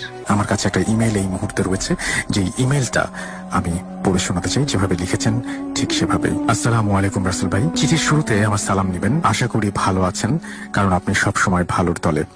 আজকে আমি আমার জীবনে ঘটে যাওয়া একটি ঘটনা আপনার কাছে শেয়ার করলাম। যদি ভালো লাগে তাহলে পড়ে শোনাবেন। গুছিয়ে লিখতে না পারার জন্য দুঃখিত। আমার নাম তুহিন, আমি চাঁদপুরে থাকি। ঘটনাটি ঘটে আজ থেকে 3 বছর আগে, 2015 সালে। তখন আমি ইন্টারমিডিয়েটের ছাত্র। চাঁদপুর সদর থেকে আমি নানুবাড়ি, আমার খুব বেশি দূরে নয়। আমরা প্রায় 8 বছর আগে শহর থেকে পরিবার সমেত নানুবাড়িতে শিফট হয়েছি। আবার আমার বাবা একজন প্রবাসী, তখন থেকে নানুবাড়িতেই বড় হয়েছি। আজকে আমি যে ঘটনাটি আপনাদের কাছে শেয়ার করব বা বলতে যাচ্ছি, তা আমার জীবনে ঘটে যাওয়া সবচেয়ে কষ্টকর এবং বাস্তব ঘটনা। ঘটনাটি ঘটে আমার নানুকে নিয়ে। 2015 মার্চ 28 রাত 11:50 দিকে হঠাৎ নানু প্রচন্ড বুকে ব্যথা অনুভব করে। আমার মা যদিও নিজে অনেক চেষ্টা করে ব্যথা ভালো করার জন্য, কিন্তু কিছুতেই কোনো কাজ হয় না। প্রায় 1 ঘন্টা পর যখন নানুর অবস্থা প্রায় আশঙ্কাজনক, তখন আমার মা উপায় না পেয়ে প্রতিবেশীদের কাছে যান। অনেক কষ্টে একজন সিএনজি ড্রাইভারের নাম্বার জোগাড় করে ওনাকে আসতে বলে। আধা ঘন্টার মধ্যে সিএনজি চলে আসে। আমি আমার মা নানুকে নিয়ে সিএনজির পেছনে বসি। যথারীতি চাঁদপুর সদর থেকে চাঁদপুর সদর হাসপাতালে পৌঁছাতে 40 মিনিট লেগে যায়। আমার নানুকে দ্রুত জরুরি বিভাগে ভর্তি করা হয়। অক্সিজেন মাস্ক লাগিয়ে দেবার পরে দ্রুত ইসিজি করা হয়। অবস্থা অনেক খারাপ থাকার দরুন ডাক্তাররা ওনাকে ভর্তি করতে অনিচ্ছুক ছিলেন। আমাদের পরামর্শ দিলেন দ্রুত রোগীকে ঢাকায় নিয়ে আসার জন্য। কিন্তু রাত তখন প্রায় 1:30। এই সময় ঢাকা নিয়ে যাওয়া আমাদের পক্ষে সম্ভব ছিল না। তাছাড়া আমার মা আর আমি একা। আমার মা কোনো উপায় না পেয়ে বড় আঙ্কেলকে ফোন করলেন এবং নানুর শারীরিক অবস্থা সম্বন্ধে আঙ্কেলকে জানালেন। যেহেতু আঙ্কেল থাকতেন চট্টগ্রাম, তাই ওনার আসাও সম্ভব ছিল না। উনি আমার মাকে পরামর্শ দিলেন যেভাবে হোক আজকের রাতটা অন্তত যেন হাসপাতালে রাখা হয়, পরে ঢাকা নেওয়ার ব্যবস্থা করা হয়। রোগীর অবস্থা করুণ হওয়ার কারণে আমার মাকে বসেই থাকতে হয়। তারপর আমার নানুকে হাসপাতালের 4th তলা অর্থাৎ গাইনি ওয়ার্ডে ভর্তি করা হয়। যেহেতু পুরুষের প্রবেশ নিষেধ, তাই আমাকে গেটের বাইরেই বসে থাকতে হয়। রাত 2টা। গেটে একটু দূরে কিছু পুরনো কেচি গেট পড়ে আসছিল, সেখানে আমি বসলাম। হঠাৎ আমি লক্ষ্য করলাম আমার পাশে কেউ একজন চাদর মুড়ি দিয়ে বসে আছে। আমি ভাবলাম হয়তো ওনার কোনো রোগীর ভেতরে আছে। এই ভেবে আমি ওখানে বসে ঝিমোতে লাগলাম। তুহিন, এই তুহিন। হঠাৎ আমার মায়ের ডাকে আমার ঝিমুনি কেটে গেল। আমি দৌড়ে গেলাম গেটের কাছে। যেহেতু গেটের তালা ছিল, তাই আমি ভেতরে প্রবেশ করতে পারলাম না। আমি বললাম কি ব্যাপার, নানু কেমন আছে? মা বলল ইনজেকশন এবং স্যালাইন দিয়েছে, এখন ঘুমাচ্ছে। আত্মীয়দেরকে ফোন দিতে দিতে ব্যালেন্স প্রায় শেষ। আমাকে রিচার্জ করার জন্য 100 টাকা দিলেন। আমি মোবাইলের দিকে তাকিয়ে দেখলাম 3:10 বাজে। আমি ভাবলাম হয়তো কোনো দোকান খোলা পেতেও পারে। এই ভেবে আমি রওনা দিব, এমন সময় কেউ একজন ডাক দিল, বলল ভাই কোথায় যান? আমি হতচকিত হয়ে উঠলাম। দেখলাম চাদরে জড়ানো ওই লোকটা বসে রয়েছে। আমাকে আবার বলল ভাই কোথায় যান? বললাম এই তো একটু রিচার্জের দোকানে যাই, আপনার কিছু লাগবে? লোকটা এবার চুপ। আমি কেমন একটা ভয় অনুভব করলাম। চলেন আমিও আপনার সাথে যাই। যাক ভালোই হলো, এত রাতে একজনকে পাওয়া গেল। হাসপাতালের সিঁড়ি দিয়ে নামার সময় লোকটির মুখ খুলল। আমাকে জিজ্ঞেস করলো ভাই এত রাতে কাকে নিয়ে আসছে? আমি সবকিছু বলার পর লোকটি দীর্ঘশ্বাস ছাড়লেন। আমি ওনার ব্যাপারে জিজ্ঞেস করতেই উনি কেমন একটু অন্যরকম হয়ে গেলেন। মোবাইলের আলোয় ওনার সম্পূর্ণ চেহারাটা স্পষ্ট নয়। এই গরমেও চাদর দিয়ে মুখখানা আষ্টে পৃষ্ঠে ঢেকে রেখেছেন। উনি ওনার ঘটনা বলতে শুরু করলেন। ওনার পরিবারে উনি একা, বাবা নেই, মারা গেছেন অনেক আগেই। একমাত্র মাকে নিয়েই পরিবার। আজ সন্ধ্যায় ওনার মার বুকে প্রচন্ড ব্যথা অনুভব করেন। ওনার একজন খালা ছিল, উনি সহ ওনার মাকে নিয়ে চলে আসেন। যথারীতি 10টার পর গেট বন্ধ করে দেওয়া হয়। মহিলা ওয়ার্ডে কোনো পুরুষকে থাকতে দেওয়া হয় না। ওনার মা নাকি এর আগেও এমন কয়েকবার হয়েছিল, কিন্তু অন্যবার ওষুধ খেয়ে ভালো হয়ে যেত। এবার ব্যথা এত বেশি ছিল যে হাসপাতালে আনতেই হলো। কথা বলতে বলতে আমরা মেইন রোডে চলে আসলাম। কয়েকটা ফার্মেসি আর হাসপাতালের কিছু দোকান খোলা ছিল, কিন্তু লেক্সি রোড রিচার্জ করার দোকান সব বন্ধ। আমি আর উনি হাঁটতে হাঁটতে প্রায় বাস স্ট্যান্ডের কাছে চলে আসলাম, কিন্তু কোনো লোডের দোকান খোলা ছিল না। তাই বাধ্য হয়ে হাসপাতালে ফিরতে শুরু করলাম। হঠাৎ উনি বললেন, ভাই আমি আর যাবো না, তুমি চলে যাও। আমি আশ্চর্য হয়ে জিজ্ঞেস করলাম, কেন? উনি গোঙাতে গোঙাতে বললেন, আমার মা আর বাঁচবে না, ওনার সময় শেষ হয়ে এসেছে। এটা কি বলছেন আপনি? আমি আশ্চর্য হয়ে জিজ্ঞাসা করলাম। উনি আমাকে কিছু বলার সুযোগ না দিয়ে খুব দ্রুত হাঁটতে লাগলেন। আমি ওনার সঙ্গে সঙ্গে হাঁটার চেষ্টা করলাম, কিন্তু আমি সর্বশক্তি দিয়ে দৌড়েও ওনার কাছে যেতে পারলাম না। ভাই, ও ভাই, ভাই দাঁড়ান, আরে দৌড়াচ্ছেন কেন? কথাগুলো বলতে বলতে আমি হাঁপিয়ে গেলাম, কিন্তু না, উনি এতটুকু থামলেন। আমার চোখের সামনে কেমন অস্পষ্ট ভাবে হাওয়ায় মিলিয়ে যেতে লাগলেন। গভীর রাত, মোবাইলের ফ্ল্যাশ লাইটটাও আমার একমাত্র সম্বল। ওনার এমন আচরণে আমি বিস্মিত হয়েছি ঠিকই, কিন্তু খেয়াল করিনি কখন উনি আমায় ছেড়ে অনেক দূরে চলে গেছেন, অনেক দূরে। দ্রুত আমি হাসপাতালে ফিরে যাই। পড়িমড়ি করে হাসপাতালের সিঁড়ি বেয়ে 4 তলায় উঠি। কই, কোথাও কোনো মানুষের চিহ্ন নেই। একটু আগে চাদরে মুড়ি দেয়া লোকটা সেখানে নেই। আমি ভাবলাম হয়তো এখনো আসেনি লোকটা। এই 7-5 ভাবতে ভাবতে ওই পুরনো কেচি গেটের সামনে বসে ঝিমুতে লাগলাম। ভোর 6:20। হঠাৎ আমার ঘুম ভেঙে যায়। আমি আমার মায়ের ফোনে রিং করি, নানুর অবস্থা সম্পর্কে জিজ্ঞাসা করি। মা বলল এখন কিছুটা ভালো। আমি ওদিক দিয়ে তাকিয়ে চাদরে মুড়ি দেয়া লোকটাকে দেখতে পেলাম না। 8:30।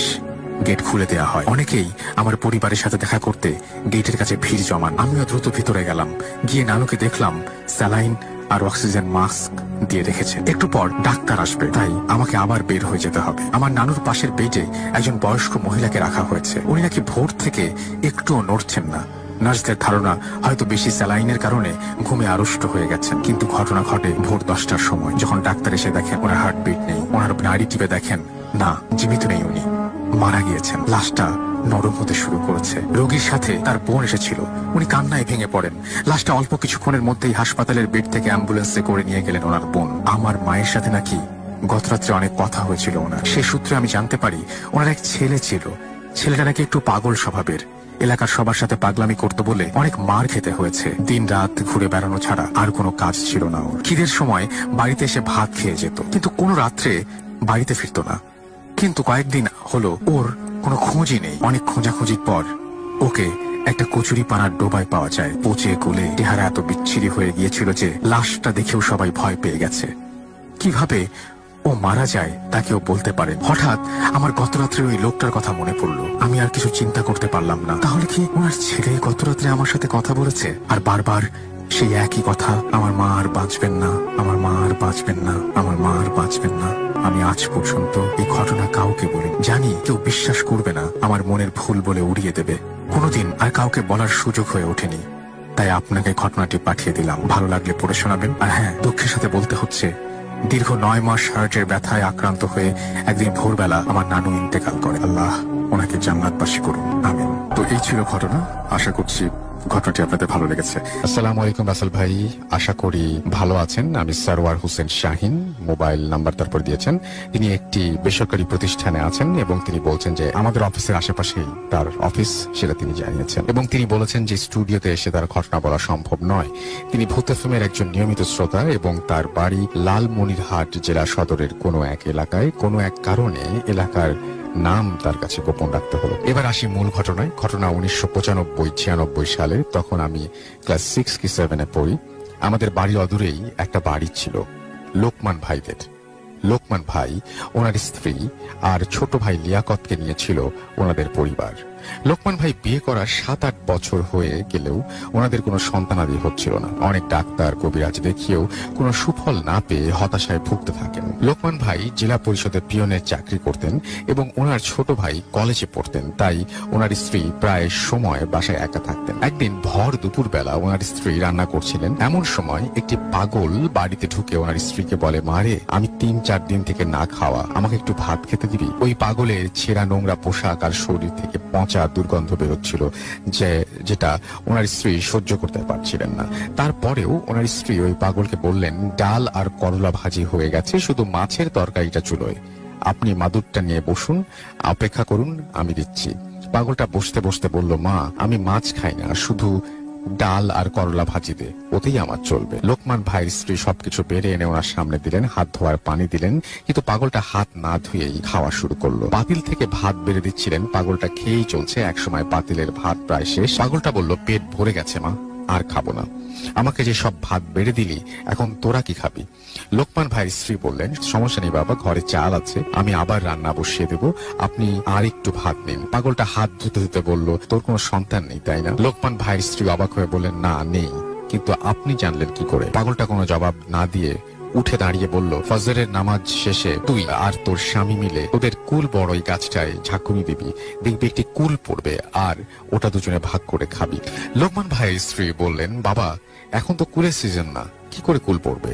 পাগলটা ধমকে সুরে বলল, তোকে যা করতে বলছি তাই করবি, আর এই কথা বল তুই তোর স্বামী ছাড়া আর কাউকে জানতে দিবি না। তোর ছেলে মেয়ে যেটাই হোক 12 বছর পর্যন্ত খুব চোখে চোখে সাবধানে রাখবি। এই বলে পাগলটা চলে গেল। কিন্তু আশ্চর্যের বিষয় হলো, লোকমান ভাইয়ের স্ত্রী যখন ভাতের পাতিল থেকে যা খাওয়া সামান্য ভাত বেড়ে আবার রান্না করতে যাবে, তখনই দেখতে পান ভাত পাতিল ভরা, এমনকি ডাল, করলা ভাজি সব ঠিক আছে, যেমনটি পাগলটা আসার সময় ছিল। উনি নিজের চোখেই বিশ্বাস করতে পারছিলেন। যাই হোক, রাতে তার স্বামীকে সব খুলে বলেন। লোকমান ভাই হেসে উড়িয়ে দিয়ে বললেন, তুমি স্বপ্ন দেখেছো হয়তো। ওনারা দুজনেই ছিলেন 5 ওয়াক্তের নামাজ। ফজরের নামাজ শেষে লোকমান ভাই ওনার স্ত্রীকে নিয়ে কুল গাছের নিচে গিয়ে সত্যিই ঝাঁকুনি দিতেই একটি বড় আকৃতির কুল ঝরে পড়ে এবং দুজনেই আশ্চর্য হয়ে যায়, কারণ এখন বর্ষাকাল, কুলের সিজন নয়। দুজনে সমান ভাগ করে কুলটা খায়। এই কুল যেন গাছের কুলের মতো না, এটা অনেক সুস্বাদু, মিষ্টি এবং সুগন্ধযুক্ত। এমন ফল আগে কখনো খায়নি ওরা।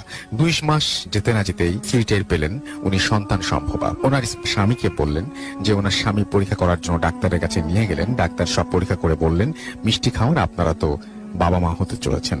দিন যায়, মাস যায়। একদিন ওনার স্ত্রী ফুটফুটে এক কন্যা সন্তানের জন্ম দিলেন। মেয়ের ডাক নাম রাখা হলো লামিয়া। পরম আদর ভালোবাসায় বেড়ে উঠতে লাগলো মেয়েটা। কিন্তু মেয়েটা ছিল ভীষণ চঞ্চল, এক জায়গায় স্থির থাকতে চাইতো না। হামাগুড়ি দিয়ে মুহূর্তেই বাড়ির আঙিনায় এ পাশ থেকে ও পাশে চলে যেত। যেহেতু লোকমান ভাইয়ের স্ত্রী একাই বাসায় থাকতেন আর ওনাকে বাড়ির কাজে এদিক সেদিক যেতে হতো, ওর ওপর বাড়তি নজর রাখার জন্য কোমরে একটা পিতলের ঝুনঝুনি বেঁধে দেওয়া হয়েছিল। এবং এখন যেখানেই সে যায় ঝুনঝুন শব্দ হতে থাকে এবং লামিয়াকে খুঁজে পেতে আর সমস্যা হয় না।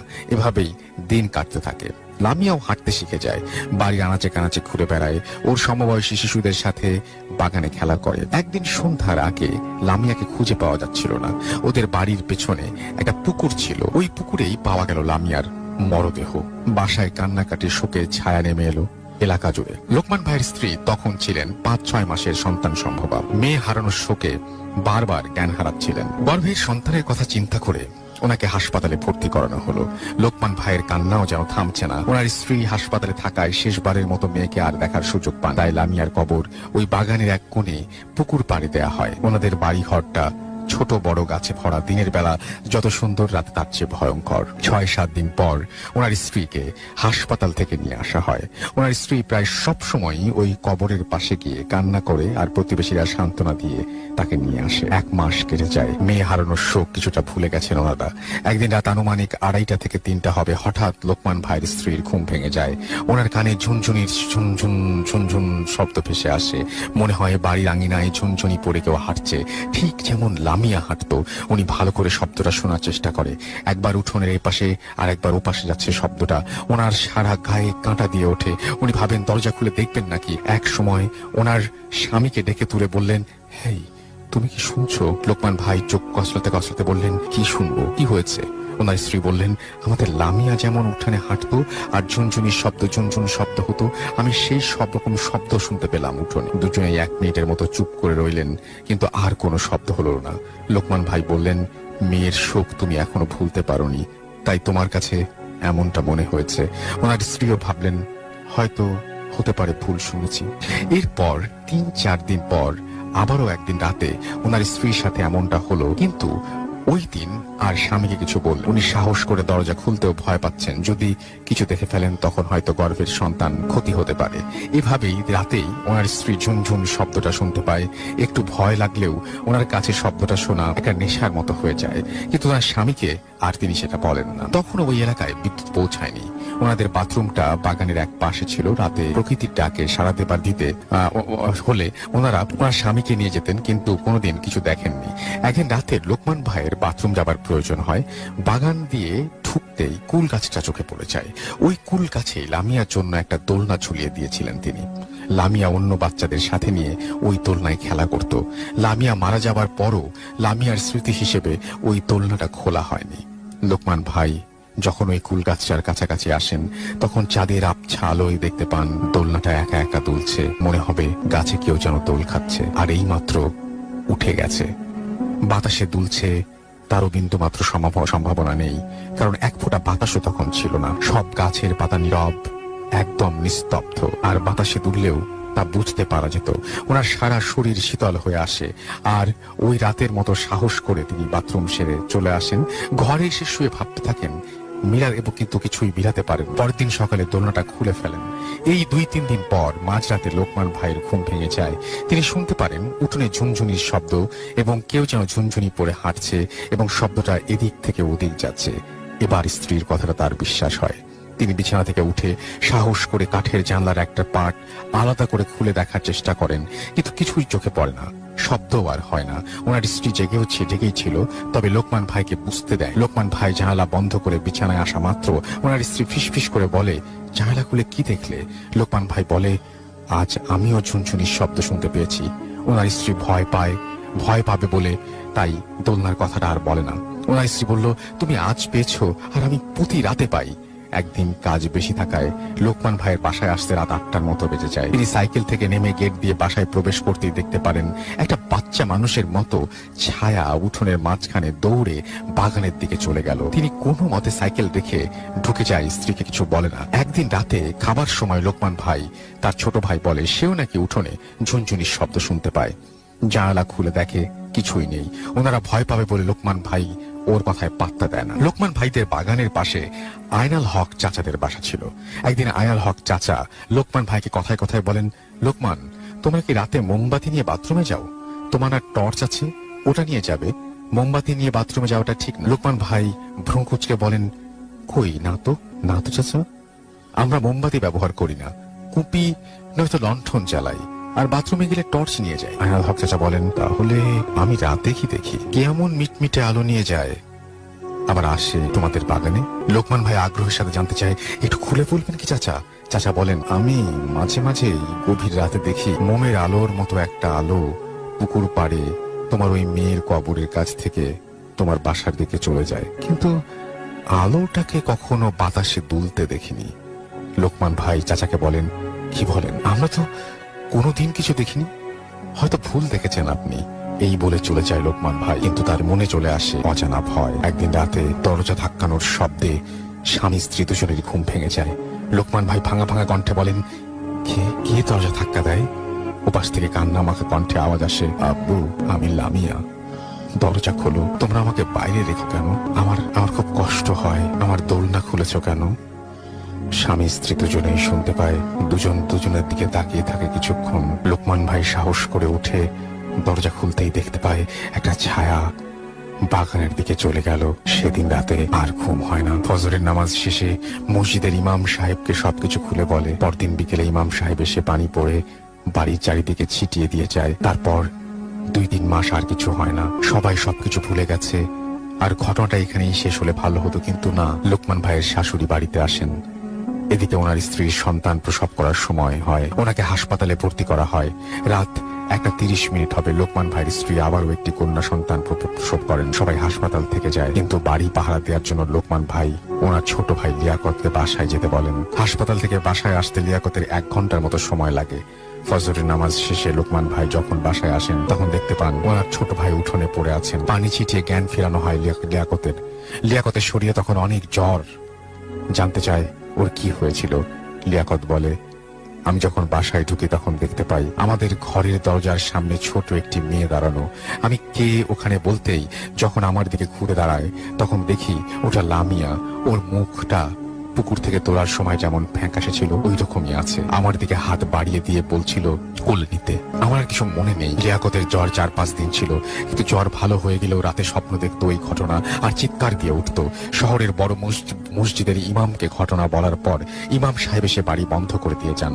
এভাবে বেশ কিছুদিন ভালোই কাটে, কোনো সমস্যা হয় না। লোকমান ভাই যে ঘরে থাকতেন ওই ঘরে খাটের পাশেই একটা ছোট জানালা ছিল, আর ওই জানালা দিয়ে পুরো বাগানটা দেখা যেত। একদিন রাতে কাশি ফেলার জন্য জানালা খুলতেই দেখতে পান মেয়ের কবরের উপরে একটা আলো মিটমিট করে জ্বলছে। উনি জানালা লাগিয়ে একটু ফাঁক রেখে দেখার চেষ্টা করেন, কিন্তু একটা বাতাস এসে আলোটা নিভিয়ে দেয়। এরপর প্রায় প্রতি রাতেই চুপি চুপি ওই আলোটা দেখেন। এখন ওনার ভয় লাগে না, তবে মেয়েটার কথা ভেবে খুব কষ্ট পান, কাঁদেন। 5-6 মাস কেটে যায়। ওনাদের পরের বাচ্চাটাও দেখতে দেখতে ওই মেয়ের মতোই হয়েছে, বিন্দু মাত্র তফাৎ। মেয়েকে ঘুম পাড়িয়ে যখন লোকমান ভাইয়ের স্ত্রী এদিক সেদিক যান, তখন ফিরে এসে দেখেন মেয়ে শুয়ে শুয়ে একদিকে আকাশের দিকে তাকিয়ে খিলখিল করে হাসছে।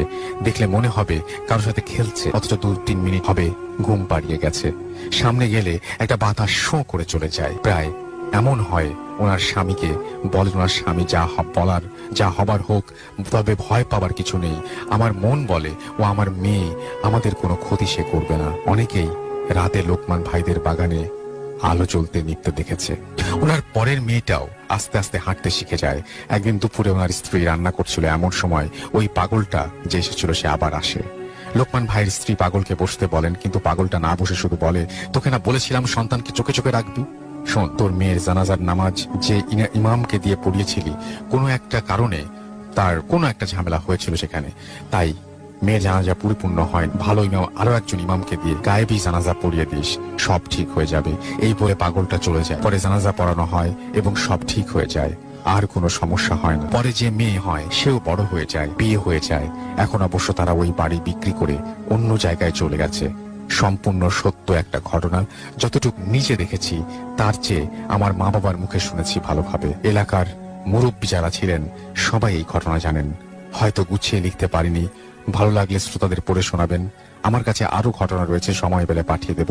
ভালো থাকবেন। বুথ এফএমের সবার জন্য রইল শুভকামনা। সরোয়ার হোসেন শাহিন, থানাপাড়া, থানা পোস্ট, জেলা লালমনিরহাট। আপাতত আমার কাছে একটি ঘটনা রয়েছে এবং এই ঘটনাটি পড়ে আমি খুব অবাক হয়েছিলাম, এবং লেখাটা যেভাবে লিখেছেন মনে হচ্ছে যে খুব কি বলবো, যে লেখার হাত খুব ভালো। সুতরাং সন্দেহ আমার আরো বেড়ে গেল। আমি ভাবলাম যে আসলেই এরকম কোনো ঘটনা কিনা। উনি ফোন নাম্বার দিয়েছেন, আমি ফোন করি, উনি ফোন ধরেন না। ইমেল করলাম আমি যে আপনার সাথে কথা বলতে চাই। তারপরে উনি জানালেন যে হ্যাঁ, উনি কোনো একটা কারণে ব্যস্ততার কারণে ফোন ধরতে পারেনি। তারপরে ফোনে কথা হলো এবং আমি বললাম যে আপনার ঘটনাটা আমি পড়েছি, আমার কাছে অদ্ভুত লেগেছে, কিন্তু ঘটনাটা যে আমি বিশ্বাস করবো আমি ঠিক বুঝতে পারছি না যে কিভাবে, কেন বিশ্বাস করবো বা কি। উনি জাস্ট একটা কথাই আমাকে উত্তরে বলেছেন যে এই ঘটনার সমস্ত দায়িত্ব আমি নিলাম, এবং যদি কোনো সমস্যা হয় উনি আমাকে ওনার ফেসবুকের আইডি আমাকে মেইল করেছেন এবং তিনি বলেছেন যে যে কেউ যোগাযোগ করতে পারে, এটা সমস্ত কিছুর দায়িত্ব আমি নিলাম। আমি ঘটনাটা পড়ার সাহস পাচ্ছি তার কথাতেই, এবং আমি পড়ে ফেলছি সেই ঘটনাটি ঠিক যেভাবে তিনি লিখেছেন। প্রিয় রাসেল ভাই, সালাম নেবেন, কেমন আছেন জানতে চাইবো না, কারণ আমি জানি যে আপনি বরাবরই ভালো থাকেন এবং ভালো থাকারই দলে। আমি সরোয়ার হোসেন, আমি আশুলিয়া থাকি। কথা না বাড়িয়ে আমি আমার ঘটনায় চলে যাচ্ছি। এই ঘটনাটা আমার সাথে ঘটেছিল 2011 সালের রমজান মাসে। ঘটনাটা ভৌতিক কিনা আমি জানি না, তবে ঘটনাটা বড় অদ্ভুত, যার কোনো ব্যাখ্যা আমি আজও খুঁজে পাই নাই। 2011 সালের রমজান মাসে আমি আমার নানি বাড়ি বরিশালের অন্তর্ভুক্ত সেলিমপুরে বেড়াতে গিয়েছিলাম। আমার জীবনে ওই বাড়ি আমি প্রথম আমার নানির বাড়ি গিয়েছিলাম। নানিদের গ্রামটা অজপাড়া গ্রাম বলতে যা বোঝায় ঠিক তাই। এখনো ওই গ্রামে বিদ্যুৎ পৌঁছায়নি। গ্রামে পাকা রাস্তা বলতে ইটের তৈরি রাস্তা। ওই গ্রামে কেবলমাত্র গ্রামীণ সিম ছাড়া কোনো সিমের নেটওয়ার্ক পাওয়া যায় না। এমনকি ওই গ্রামে এফএম রেডিও পর্যন্ত চলে না। নিশ্চয়ই সবাই বুঝতে পারছেন যে এটা আজ অব্দি কতটা অনুন্নত। যাই হোক, বেড়ানোর শেষে এবার আমার বাসায় ফেরার পালা। নানি বাড়ি যেতে হলে বড় একটা নদী পার হতে হয়, যার এক প্রান্তের নাম সাহেব রামপুর এবং অপর প্রান্তের নাম সেলিমপুর। ট্রলারে করে এই নদীটি পাড়ি দিতে প্রায় 45 মিনিট সময় লাগে। তো আমি ওই নদীর ট্রলার ঘাটে এসে উপস্থিত হলাম এবং ট্রলারে উঠলাম। প্রতিবার ট্রলারে ইঞ্জিন চালিত নৌকা সেটা হচ্ছে 15 জন যাত্রী নেয়, কিন্তু তখন কেবলমাত্র আমি সহ ট্রলারে যাত্রী মাত্র 4 জন। সুতরাং বোঝাই যাচ্ছে যে ট্রলার ছাড়তে বেশ দেরি হবে। স্মোকিং এর বদ অভ্যাস ছিল এবং বদ অভ্যাস থাকায় আমি একটি সিগারেট ধরিয়ে ট্রলারে উঠে বসলাম। সিগারেট প্রায় শেষ, এমন সময় দেখি একজন বৃদ্ধ লোক ট্রলারে ওঠার জন্য এগিয়ে আসছে। বৃদ্ধ লোকটির উচ্চতা দেখলে যে কেউ অবাক হবে। লোকটির উচ্চতা স্বাভাবিকের চাইতে বেশি বলেই মনে হলো। লোকটির পরনে ছিল লম্বা লম্বা সাদা পাঞ্জাবি, মুখ ভর্তি সাদা সাদা দাড়ি। লোকটির শরীর থেকে অদ্ভুত সুন্দর সুঘ্রাণ আসছিল। ওই মুহূর্তে আমার ইচ্ছা করছিল তার শরীরের সাথে মিশে গিয়ে ঘ্রাণ নিতে, কিন্তু আশ্চর্যের বিষয় হচ্ছে এটা কোনো সাধারণ পারফিউম বা আতরের ঘ্রাণ বলে মনে হচ্ছিল না। অনেকে হয়তো খেয়াল করে থাকবেন, কিছু কিছু মানুষ দেখলে অজানা কারণেই তাকে ভক্তি শ্রদ্ধা করতে ইচ্ছে করে। এই লোকটাও তেমনই ছিল। তাকে দেখেই আমি জানি না তার সঙ্গ পেতে ইচ্ছে করছিল। নদীতে জোয়ার থাকার কারণে ঘাট থেকে ট্রলার বেশ কিছুটা ওপরে উঠে গিয়েছিল। আমি ভাবলাম বৃদ্ধ লোক হয়তো ট্রলারে উঠতে তার কষ্ট হবে, তাই তাকে হেল্প করার জন্য আমি তার দিকে এগিয়ে গেলাম এবং তার হাতে ধরে টেনে ট্রলারে তুললাম। এবং ঠিক তখনই ঘটলো বিপত্তি। ট্রলারের চালক বলল, ভাই নামেন, সাহেবরামপুর ঘাটে তো এসে গেছি। আমি অবাক হয়ে পেছনে তাকিয়ে দেখি সত্যি সত্যি সাহেবরামপুর ঘাটে পৌঁছে গিয়েছি। কিন্তু এটা কিভাবে হলো? ট্রলারে তো আরো 10 জন যাত্রী নেবার কথা ছিল। তাছাড়া ওই নদী পার হতে 45 মিনিট সময় লাগে। ওই বৃদ্ধ লোকটাকে ট্রলারে তুলতে না তুলতে কিভাবে 45 মিনিট সময় পার হয়ে গেল? আমি হতভম্বের মতো বারবার এদিক ওদিক তাকাচ্ছি। হঠাৎ করে দেখি ওই বৃদ্ধ লোকটিও কোথায় যেন উধাও হয়ে গেছে। কিছুই বুঝতে পারছি না। কোনো মতে নিজেকে সামাল দিয়ে বাস স্টপে পৌঁছানোর জন্য টর্কির উদ্দেশ্যে রওনা হলাম। সময়ের ব্যবধানে টর্কি পৌঁছেও গেলাম, কিন্তু টর্কি গিয়ে দেখি আরেক ঝামেলা। টর্কি টু বরিশালের লোকাল বাস চালকদের কোনো একটা কারণে ধর্মঘট চলছে, তাই আজ কোনো লোকাল গাড়ি চলবে না। এখন বরিশাল যাওয়ার একমাত্র উপায় হচ্ছে ঢাকা থেকে বরিশালের উদ্দেশ্যে আসা বাস। আমি একা একা বাসের জন্য ওয়েট করছি। আমার থেকে প্রায় 20 হাত দূরে একটা বাসের কাউন্টার, এবং কাউন্টারে প্রায় 30 থেকে 40 জন লোক বরিশালগামী বাসের জন্য ওয়েট করছে। আমার পেছনে হাত দুয়েক দূরেই পান সিগারেটের দোকান। আমি দোকান থেকে সিগারেট কিনে এনে আবারও ঠিক ওই স্থানেই দাঁড়িয়ে রইলাম, সিগারেট টানছি। এর মধ্যে দেখি কোথা থেকে ওই বৃদ্ধ লোকটি এসে হাজির হয়েছে। এসে বলল, তুমি তো বরিশাল যাওয়া, দাঁড়াও একটু পরেই বাস আসবে, আমিও বরিশাল যাব। আমি কোনো কথা না বলে চুপচাপ তার দিকে তাকিয়ে আছি। মিনিট দুয়েকের মধ্যেই ঢাকা থেকে আসা বরিশালগামী একটা বাস এলো, কিন্তু আশ্চর্যের ব্যাপার হচ্ছে বাসটি কাউন্টারে না থেমে অতগুলো যাত্রীকে উপেক্ষা করে সরাসরি আমাদের সামনে এসে থামলো। আমরা দুজনে কেউই বাস থামানোর জন্য ইশারা করি নাই। আরো আশ্চর্যের ব্যাপার হচ্ছে বাসটি কাউন্টার এবং যাত্রীগুলোকে রেখে প্রায় 20 হাত দূরে আমাদের কাছে এসে ফেলেছে। বৃদ্ধ লোকটি বলল, বাসে ওঠো, নইলে ভালো সিট পাবে না। আমিও তার কথা মতো বাসে উঠে গেলাম। কিছুক্ষণ পরে দেখি ওই বৃদ্ধ লোক বাসে ওঠে নাই, কিন্তু উনি তো বলেছিলেন যে উনিও বরিশাল যাবেন, তাহলে উনি বাসে উঠলেন না কেন? আমি ওই বৃদ্ধ লোকটিকে খোঁজার জন্য বাস থেকে নেমে গেলাম, কিন্তু ওই লোকটিকে কোথাও দেখতে পেলাম না। পাশেই যে দোকান থেকে আমি সিগারেট কিনেছিলাম ওই দোকানে গিয়ে জিজ্ঞেস করলাম। আমার সাথে যে বৃদ্ধ লোকটি দাঁড়িয়েছিলেন উনি কোথায় গিয়েছেন? আপনি কি দেখেছেন? অনেকাঙ্ক্ষিত ভাবে দোকানের মালিক উত্তর দিলেন, আপনাকে তো একাই দাঁড়িয়ে থাকতে দেখলাম। আপনি কোন বৃদ্ধ লোকের সাথে, আপনি কোন বৃদ্ধ লোকের কথা জিজ্ঞেস করছেন? আপনি তো বাস থেকে নেমে এলেন। আপনি বাস থেকে নেমে এলেন কেন? বাস আর কখন আসবে তার কোনো ঠিক আছে? দোকানের মালিকের উত্তর শুনে আমি হতভম্ব হয়ে গিয়েছি। মনে হচ্ছে আমার চারপাশের সবকিছুই ভোঁ ভোঁ করে ঘুরছে। এর মানে ওই বৃদ্ধ লোকটিকে কেবলমাত্র আমিই দেখতে পেয়েছি, অন্য কেউ দেখতে পায়। বাসটিও ছেড়ে চলে গেছে। এখন কি করবো বুঝতে পারছি না। একটা সেলুনে ঢুকে কিছুক্ষণ মাসাজ করলাম এবং মাথা ব্যথা কমানোর জন্য। কিছুক্ষণ পর আমার বাসায় ফোন দিয়ে বললাম লোকাল বাস বন্ধ। ঘন্টা দেড়েকের মধ্যেই বাসা থেকে গাড়ি আসলো এবং আমি আমাদের গাড়িতে করেই বরিশাল ফিরে গেলাম। সময়ের ব্যবধানে ঘটনাটা একেবারেই মাথা থেকে বেরিয়ে গিয়েছিল। 2012 সালের 24 অগস্ট আমি যে কোনো একটা কারণে বাসায় কাউকে কিছু না বলেই বাসা থেকে বেরিয়ে গিয়েছিলাম। উল্লেখ্য তখন আমি খুলনা থাকি। উদ্দেশ্য রাতের লঞ্চে করে খুলনার দক্ষিণাঞ্চল ভাগবা যাব। ঘটনাক্রমে লঞ্চ ঘাটে গিয়ে উপস্থিত হলাম এবং কিভাবে ভাগবা যেতে হবে তা আমার বন্ধুকে ফোন দিয়ে শুনে নিলাম। বন্ধুর কথা মতো রাত 10টার লঞ্চে টিকিট কাটলাম। রাত 10:13 লঞ্চ ছাড়লো। লঞ্চের নাম ছিল MV ওয়াটার কিং 2009। গ্রাম্য লঞ্চ হওয়ার কারণেই এই লঞ্চটি বেশ ছোট। রাত প্রায় 1:30, ঘুম না আসার কারণে আমি হাঁটতে হাঁটতে লঞ্চের ছাদে গেলাম। লঞ্চের ফোকাস লাইটের সাথে হেলান দিয়ে বসে একটা সিগারেট ধরলাম। সিগারেট টানছি, এমন সময় দেখি একজন মুরব্বী টাইপের লোক লঞ্চের এক কোনায় কোনাকুনি হয়ে দাঁড়িয়ে নামাজ পড়তে দাঁড়িয়েছে। লোকটিকে কোনাকুনি হয়ে দাঁড়াতে দেখে আমি বেশ অবাক হয়েছিলাম। ভাবলাম লোকটি হয়তো সবসময় এই পথে যাওয়া আসা করে, তাই সে জানে পশ্চিম দিক কোন দিকে। বাতাসের তোড়ে লোকটির নামাজ পড়তে অসুবিধা হচ্ছিল। বাতাসের কারণে বারবার সিজদা, লোকটির জায়নামাজ তথা গামছাটা উড়ে যাচ্ছে, এতে লোকটির সিজদা দিতে অসুবিধা হচ্ছিল। তাই আমি লোকটিকে হেল্প করার জন্য উদ্দেশ্যে এগিয়ে গেলাম। আমি তার কাছে গিয়ে গামছাটা এক হাত দিয়ে চেপে ধরলাম এবং যাতে গামছাটা না ওড়ে। নামাজ পড়া শেষে উনি আমার দিকে তাকিয়েই একটা হাসি দিলেন। ওই মুহূর্তে লোকটিকে আমার পরিচিত বলে মনে হচ্ছিল, কিন্তু কোথায় দেখেছি সেটা মনে করতে পারছিলাম না। লোকটি আমাকে অবাক করে দিয়ে বলল, চিনতে পারছো না? চিনতে পারছো না? তোমার সাথে আমার সেলিমপুরে দেখা হয়েছিল। তুমি তো বাসা থেকে কাউকে না বলে বেরিয়ে গেছো। তুমি ভাগবা যাচ্ছ এক বন্ধুর বাড়িতে। অবাক করা বিষয় হচ্ছে বৃদ্ধ লোকটি আমি কোথায় যাচ্ছি, কার কাছে যাচ্ছি, এমনকি আমার বন্ধুর বাবার নাম পর্যন্ত বলে দিল। আমার মাথার ভেতরে কেমন যেন কুয়াশা নেমেছে। হঠাৎ করে উনি বললেন, আমি একটু পানি খাওয়াতে পারবে? আমি পানি কেনার জন্য ছাদ থেকে নিচে নেমে এলাম এবং পানি কিনে আবার ছাদে গেলাম, কিন্তু ছাদের কোথাও ওই বৃদ্ধ লোকটি নেই। ওই বৃদ্ধ লোকটিকে আমি ড্রাইভারের রুম সহ পুরো লঞ্চে তন্ন তন্ন করে খুঁজেছি, কিন্তু কোথাও খুঁজে পাই। লঞ্চটি কোনো ঘাটেও থামে। উনি লঞ্চ থেকে নেমে যাবে, তাহলে উনি গেল কোথায়? ঘটনার পরিপ্রেক্ষিতে আমার অসম্ভব মাথা ব্যথা শুরু হয়ে গেল। রাত প্রায় 2:45। আমার বন্ধু বলেছিল ভাগবা পৌঁছাতে পৌঁছাতে সকাল 8টা কি 8:30 বাজবে। আমি তাই ঘুমানোর সিদ্ধান্ত নিলাম। ঘুমানোর সময় পাশের লোককে বললাম ভাগবা এলে আমাকে একটু ডেকে দেবার জন্য। কেবল ঘুমিয়েছি, এর মধ্যে পাশের লোকটি আমাকে ডাকাডাকি শুরু করে দিয়েছে। সে বলল, ভাই ভাগবা চলে এসেছে। আমিও লঞ্চ থেকে নেমে গিয়ে দেখি সত্যিই ভাগবা চলে এসেছে, কিন্তু ঘড়ির টাইম দেখে আমার মাথায় বাজ পড়লো কেবল রাত 3:30 বাজে। কিন্তু আমার বন্ধু তো বলেছিল 8টা 8:30 বাজবে। লঞ্চ থেকে ভাগবা ঘাটে কেবল মাত্র আমি একাই নেমেছি। এখান থেকে আমি এখন একা একা কোথায় যাব? বন্ধুর গ্রামে আমি এই প্রথম এসেছি, তাই এই গ্রামের রাস্তাঘাট আমি কিছুই চিনি না। এটিও অজপাড়াগা। খুলনার কেউ যদি এই মুহূর্তে ঘটনাটা শুনে থাকেন তাহলে বুঝতে পারবেন। চারিদিকে ঘুটঘুটে অন্ধকার, আমার কাছে টর্চ লাইট বা ওই জাতীয় কোনো কিছুই নেই, তাই অগত্যা দাঁড়িয়ে রইলাম। মশার কামড় খেতে খেতে এক পর্যায়ে আমি অধৈর্য হয়ে গেলাম এবং সিদ্ধান্ত নিলাম হাঁটা শুরু করব, যা হবে হবে, যে হবে সেই কাজ। আমি হাঁটা শুরু করলাম। আমি যে রাস্তা দিয়ে হেঁটে চলেছি তার এক পাশে ফাঁকা বড় বিল আর এক পাশে নদী, একটি সুন্দরবন এরিয়া, তাই নদীর পাড়ে লম্বা খাড়া শিকড় দেখতে পেলাম। লঞ্চ ঘাটটা ক্রস করার কিছুক্ষণের মধ্যেই অন্ধকারের মধ্যে তলিয়ে গেলাম। অন্ধকারে নিজের হাতটাও দেখতে পাচ্ছি না। পরিবেশটা কেমন যেন ভুতুড়ে টাইপের মনে হচ্ছিল। আমি হেঁটেই চলেছি, হঠাৎ কি যেন পেছন থেকে আমার হাত টেনে ধরলো। আমি চমকে গিয়ে পেছনে তাকিয়ে দেখি সেই বৃদ্ধ লোকটি বললেন, সামনে একটা মসজিদ আছে, ওই মসজিদে গিয়ে বসে থাকো, আজান দেবে, তারপর তুমি ওইখান থেকে বের হবে, তার আগে নয়। মসজিদের পেছনে বড় মটকিতে পানি রাখা আছে, পানি খাওয়ার দরকার হলে ওইখান থেকে পানি খেয়ে নেবে। আচ্ছা, এক নিঃশ্বাসে কথাগুলো বলে বৃদ্ধ লোকটি উল্টো পথে হন করে হাঁটা শুরু করলেন। বৃদ্ধ লোকটির কথা মতো আমি মসজিদে গিয়ে বসে রইলাম, কিন্তু মশার কামড় আর সহ্য করতে পারছি না। অগত্যা হাঁটা শুরু করলাম। মিনিট 2 হাঁটার পর কে যেন পেছন থেকে বজ্র কণ্ঠে আমার নাম ধরে ডাক দিল। পিছনে তাকিয়ে দেখে ওই বৃদ্ধ লোকটি রক্ত চক্ষু নিয়ে আমার দিকে তাকিয়েছে। সে বলে উঠলো, তোকে না বললাম আজান হওয়া পর্যন্ত আগ পর্যন্ত মসজিদ থেকে বের হবি না? যা মসজিদে গিয়ে বয়, আজান হবে তারপরে মসজিদ থেকে বের হবি।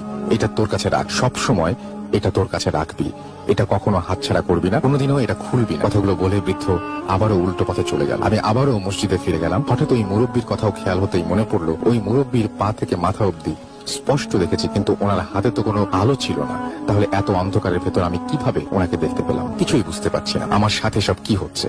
বসে বসে ওনার দেয়া ওই জিনিসগুলো দেখতে লাগলাম। ইঞ্চি খানেক লম্বা কাগজ দিয়ে মোড়ানো কিছু একটা, ভেতরে যে জিনিসটা আছে সেটা লোহার কিছু একটা হবে, এবং ওই জিনিসটার আকৃতি চৌকোনা, এবং এটা আমি ওই জিনিসটা স্পর্শ করে ক্লিয়ার বুঝতে পারছি, কিন্তু জিনিসটা খোলার সাহস পাচ্ছিলাম না। বেশ কিছুক্ষণ পর আজান দিল। আজান শেষ হওয়ার কিছুক্ষণ পর আমি রাস্তায় নেমে হাঁটা শুরু করলাম। প্রায় 1.5 ঘন্টা হাঁটার পর আমি সরাসরি আমার বন্ধুর বাসায় গিয়ে উপস্থিত হয়েছে। কিন্তু আশ্চর্যের বিষয় হচ্ছে, আমি এতটা পথ কিভাবে এলাম? আমি তো এই গ্রামে আগে কখনো আসিনি। আমি কিভাবে ফুটে রাস্তা দিয়ে একা একা এলাম? আমি কাউকে কিছু জিজ্ঞেস করি নাই, কিন্তু কিভাবে আমি একা এতটা পথ চিনে এলাম? আমার বন্ধুর নাম ধরে ডাক দিলাম, আর আমার প্রেশার নিতে পারছিলাম না, তাই বৃদ্ধ লোকটির দেয়া ওই জিনিসটা খুলে দেখার সিদ্ধান্ত নিলাম। বন্ধু বের হওয়ার আগেই ছটপট কাগজ দিয়ে মোড়ানো ওই জিনিসটা খুলে ফেললাম। খুলে দেখি কিছুই নেই, জড়ি মেশানো লাল কালি দিয়ে গোটা কয়েক অক্ষরে লেখা, তবে না খুলতে নিষেধ করেছিলাম। জিনিসটা যখন আমি খুলেছিলাম তখনও বুঝতে পারছিলাম না ভেতরে 4 কোনা লম্বা লোহা জাতীয় কিছু একটা আছে, কিন্তু খোলার পরে সেটা অদৃশ্য হয়ে গেল কিভাবে? আমার বন্ধু বের হয়ে এসেছে, ওকে বললাম চল চা সিগারেট খেয়ে আসি। চা সিগারেট খেয়ে বিল দিয়ে আসার সময় বন্ধু আমাকে জিজ্ঞেস করে এতটা পথ একা এলে কিভাবে? তখন বন্ধুকে সব খুলে ফেললাম এবং ওই কাগজটা বের করে দেখাতে গেলাম, কিন্তু পকেটের কোথাও আর কাগজটা খুঁজে পাইনি। অথচ একটু আগেও চা সিগারেটের বিল দেবার সময়ও কাগজটা পকেটে ছিল, কিন্তু এখন কিভাবে কাগজটা উধাও হয়ে গেল? এই ছিল আমার ঘটনা। এটা কোনো ভৌতিক ঘটনা কিনা আমি জানি না, তবে আমি আজও এই ঘটনার কোনো ব্যাখ্যা খুঁজে পাইনি। আপনাদের কাছে যদি কোনো ব্যাখ্যা থাকে তাহলে জানাবেন। নাম মোহাম্মদ সরওয়ার হোসেন, সেনহাটি, দিঘলিয়া, খুলনা। পড়ছি যিনি ঘটনা পাঠিয়েছেন তার মতো করেই। আসসালামু আলাইকুম রাসেল ভাই, আশা করি ভালো আছেন। আমার নাম মোহাম্মদ শাফিন শাহরিয়ার, আমি খুলনাতে থাকি। আমার পক্ষে স্টুডিওতে যাওয়া সম্ভব নয়, তাই লিখে পাঠালাম, ভালো লাগলে পড়ে শোনাবেন। অনেক বড় একটা মাঠ, মাঠের এক কর্নারে চমৎকার একটা কৃষ্ণচূড়া গাছ। সবুজ পাতার ফাঁকে ফাঁকে থোকা থোকা লাল রঙের কৃষ্ণচূড়া ফুল ফুটে আছে। আকাশ খানিকটা মেঘলা, তবে বৃষ্টি হওয়ার সম্ভাবনা কম। শীতল হাওয়া বইছে। মধ্য বিকেল, আর কিছুক্ষণের মধ্যেই আরবি হিসাব অনুযায়ী আজকের দিনের সমাপ্তি ঘটবে এবং আগমন ঘটবে নতুন একটা দিনের। আমরা বাঙালিরা অবশ্য আরবি হিসাব অনুযায়ী দিন গণনা করি না, তবে মওলানা শফিকুর রহমান, এটা তার আসল নাম না, ছদ্মনাম, তিনি আরবি অনুযায়ী দিন গণনা করতে পছন্দ করেন এবং তিনি নিয়মিত আরবি মাসের হিসাব রাখেন। যাই হোক, সব মিলিয়ে চমৎকার একটা পরিবেশ বিরাজ করছে চারপাশে। কৃষ্ণচূড়া গাছটার নিচে একা একা দাঁড়িয়ে আছেন মওলানা মুশফিকুর রহমান। এই সময়টাতে তিনি কারো সঙ্গ পছন্দ করেন না। একাকিত্ব যে খুব উপভোগ করেন তাও না, তবে একাকিত্বে বিরক্ত হন না। কিন্তু এ সময় তার আশেপাশে কেউ থাকলে তিনি খুবই বিরক্ত হন। প্রতিটি মানুষেরই দিনের অন্তত কিছুটা সময় একাকী কাটানো উচিত, নিজেকে সময় দেওয়া উচিত, নিজেকে নিয়ে ভাবা উচিত। অনেকে এই কাজটার প্রয়োজনীয়তা বোঝে না, তবে মাওলানা সাহেব এটা বোঝেন। এই জন্যই তিনি কিছুটা সময় একা একা নিজের সাথে কাটান। এ সময় তিনি নানা বিষয় নিয়ে ভাবেন। আজ তিনি ভাবছেন গতকাল রাতে দেখা স্বপ্নটা নিয়ে। স্বপ্নটা এমন, তিনি ফিরে গেছেন তার শৈশবে। তার মা তাকে বলছে, মুশফিক, গোসল করে আয়। তিনি তার মায়ের নির্দেশ মতো পুকুরে গেলেন গোসল করতে। তিনি যখন ডুব দিলেন তখন তার মনে হতে লাগলো কে যেন তার মাথা পানির মধ্যে চেপে ধরে রেখেছে। তিনি অনেক কষ্ট করেও মাথা পানির উপরে তুলতে পারছেন না, তার দম প্রায় বন্ধ হয়ে আসছে। এমন সময় হঠাৎ তিনি চাপ কম অনুভব করলেন এবং মাথা পানির উপরে তুলতে সমর্থ হলেন। কিন্তু তিনি পানির উপরে মাথা তোলার পরে কাউকে দেখতে পেলেন না। পুকুরে কেবল তিনি একাই গোসল করছেন, আর কেউ, তাহলে কে তার মাথা পানির নিচেতে চেপে ধরে রেখেছিল? এটা ভাবতে ভাবতে তিনি আবার পানিতে ডুব দিলেন এবং আবার কে যেন তার মাথাটা পানির নিচে চেপে ধরে রাখলো। প্রায় বন্ধ হয়ে যাওয়ার মতো সময় তিনি পানির ওপরে মাথা তুলতে সক্ষম হন এবং এবারও তিনি মাথা পানির ওপরে তুলে দেখেন কেউ নেই তার আশেপাশে। তিনি বুঝতে পারলেন না কেন এমনটা হচ্ছে।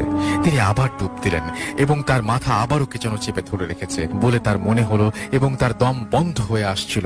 আর ঠিক তখনই তার ঘুম ভেঙে গেল এবং তিনি হাঁপাতে হাঁপাতে ঘুম থেকে জেগে উঠলেন। তবে আশ্চর্যের বিষয় হলো তিনি ঘুম থেকে জেগে উঠে দেখতে পেলেন তার সমস্ত শরীর ভেজা, ঘামে ভেজা নয়, পানিতে ভেজা। এবং পরপর 3 দিন তিনি একই স্বপ্ন দেখলেন এবং প্রতিবারই তিনি ঘুম থেকে জেগে উঠে দেখেন তার সমস্ত শরীর পানিতে ভিজে আছে।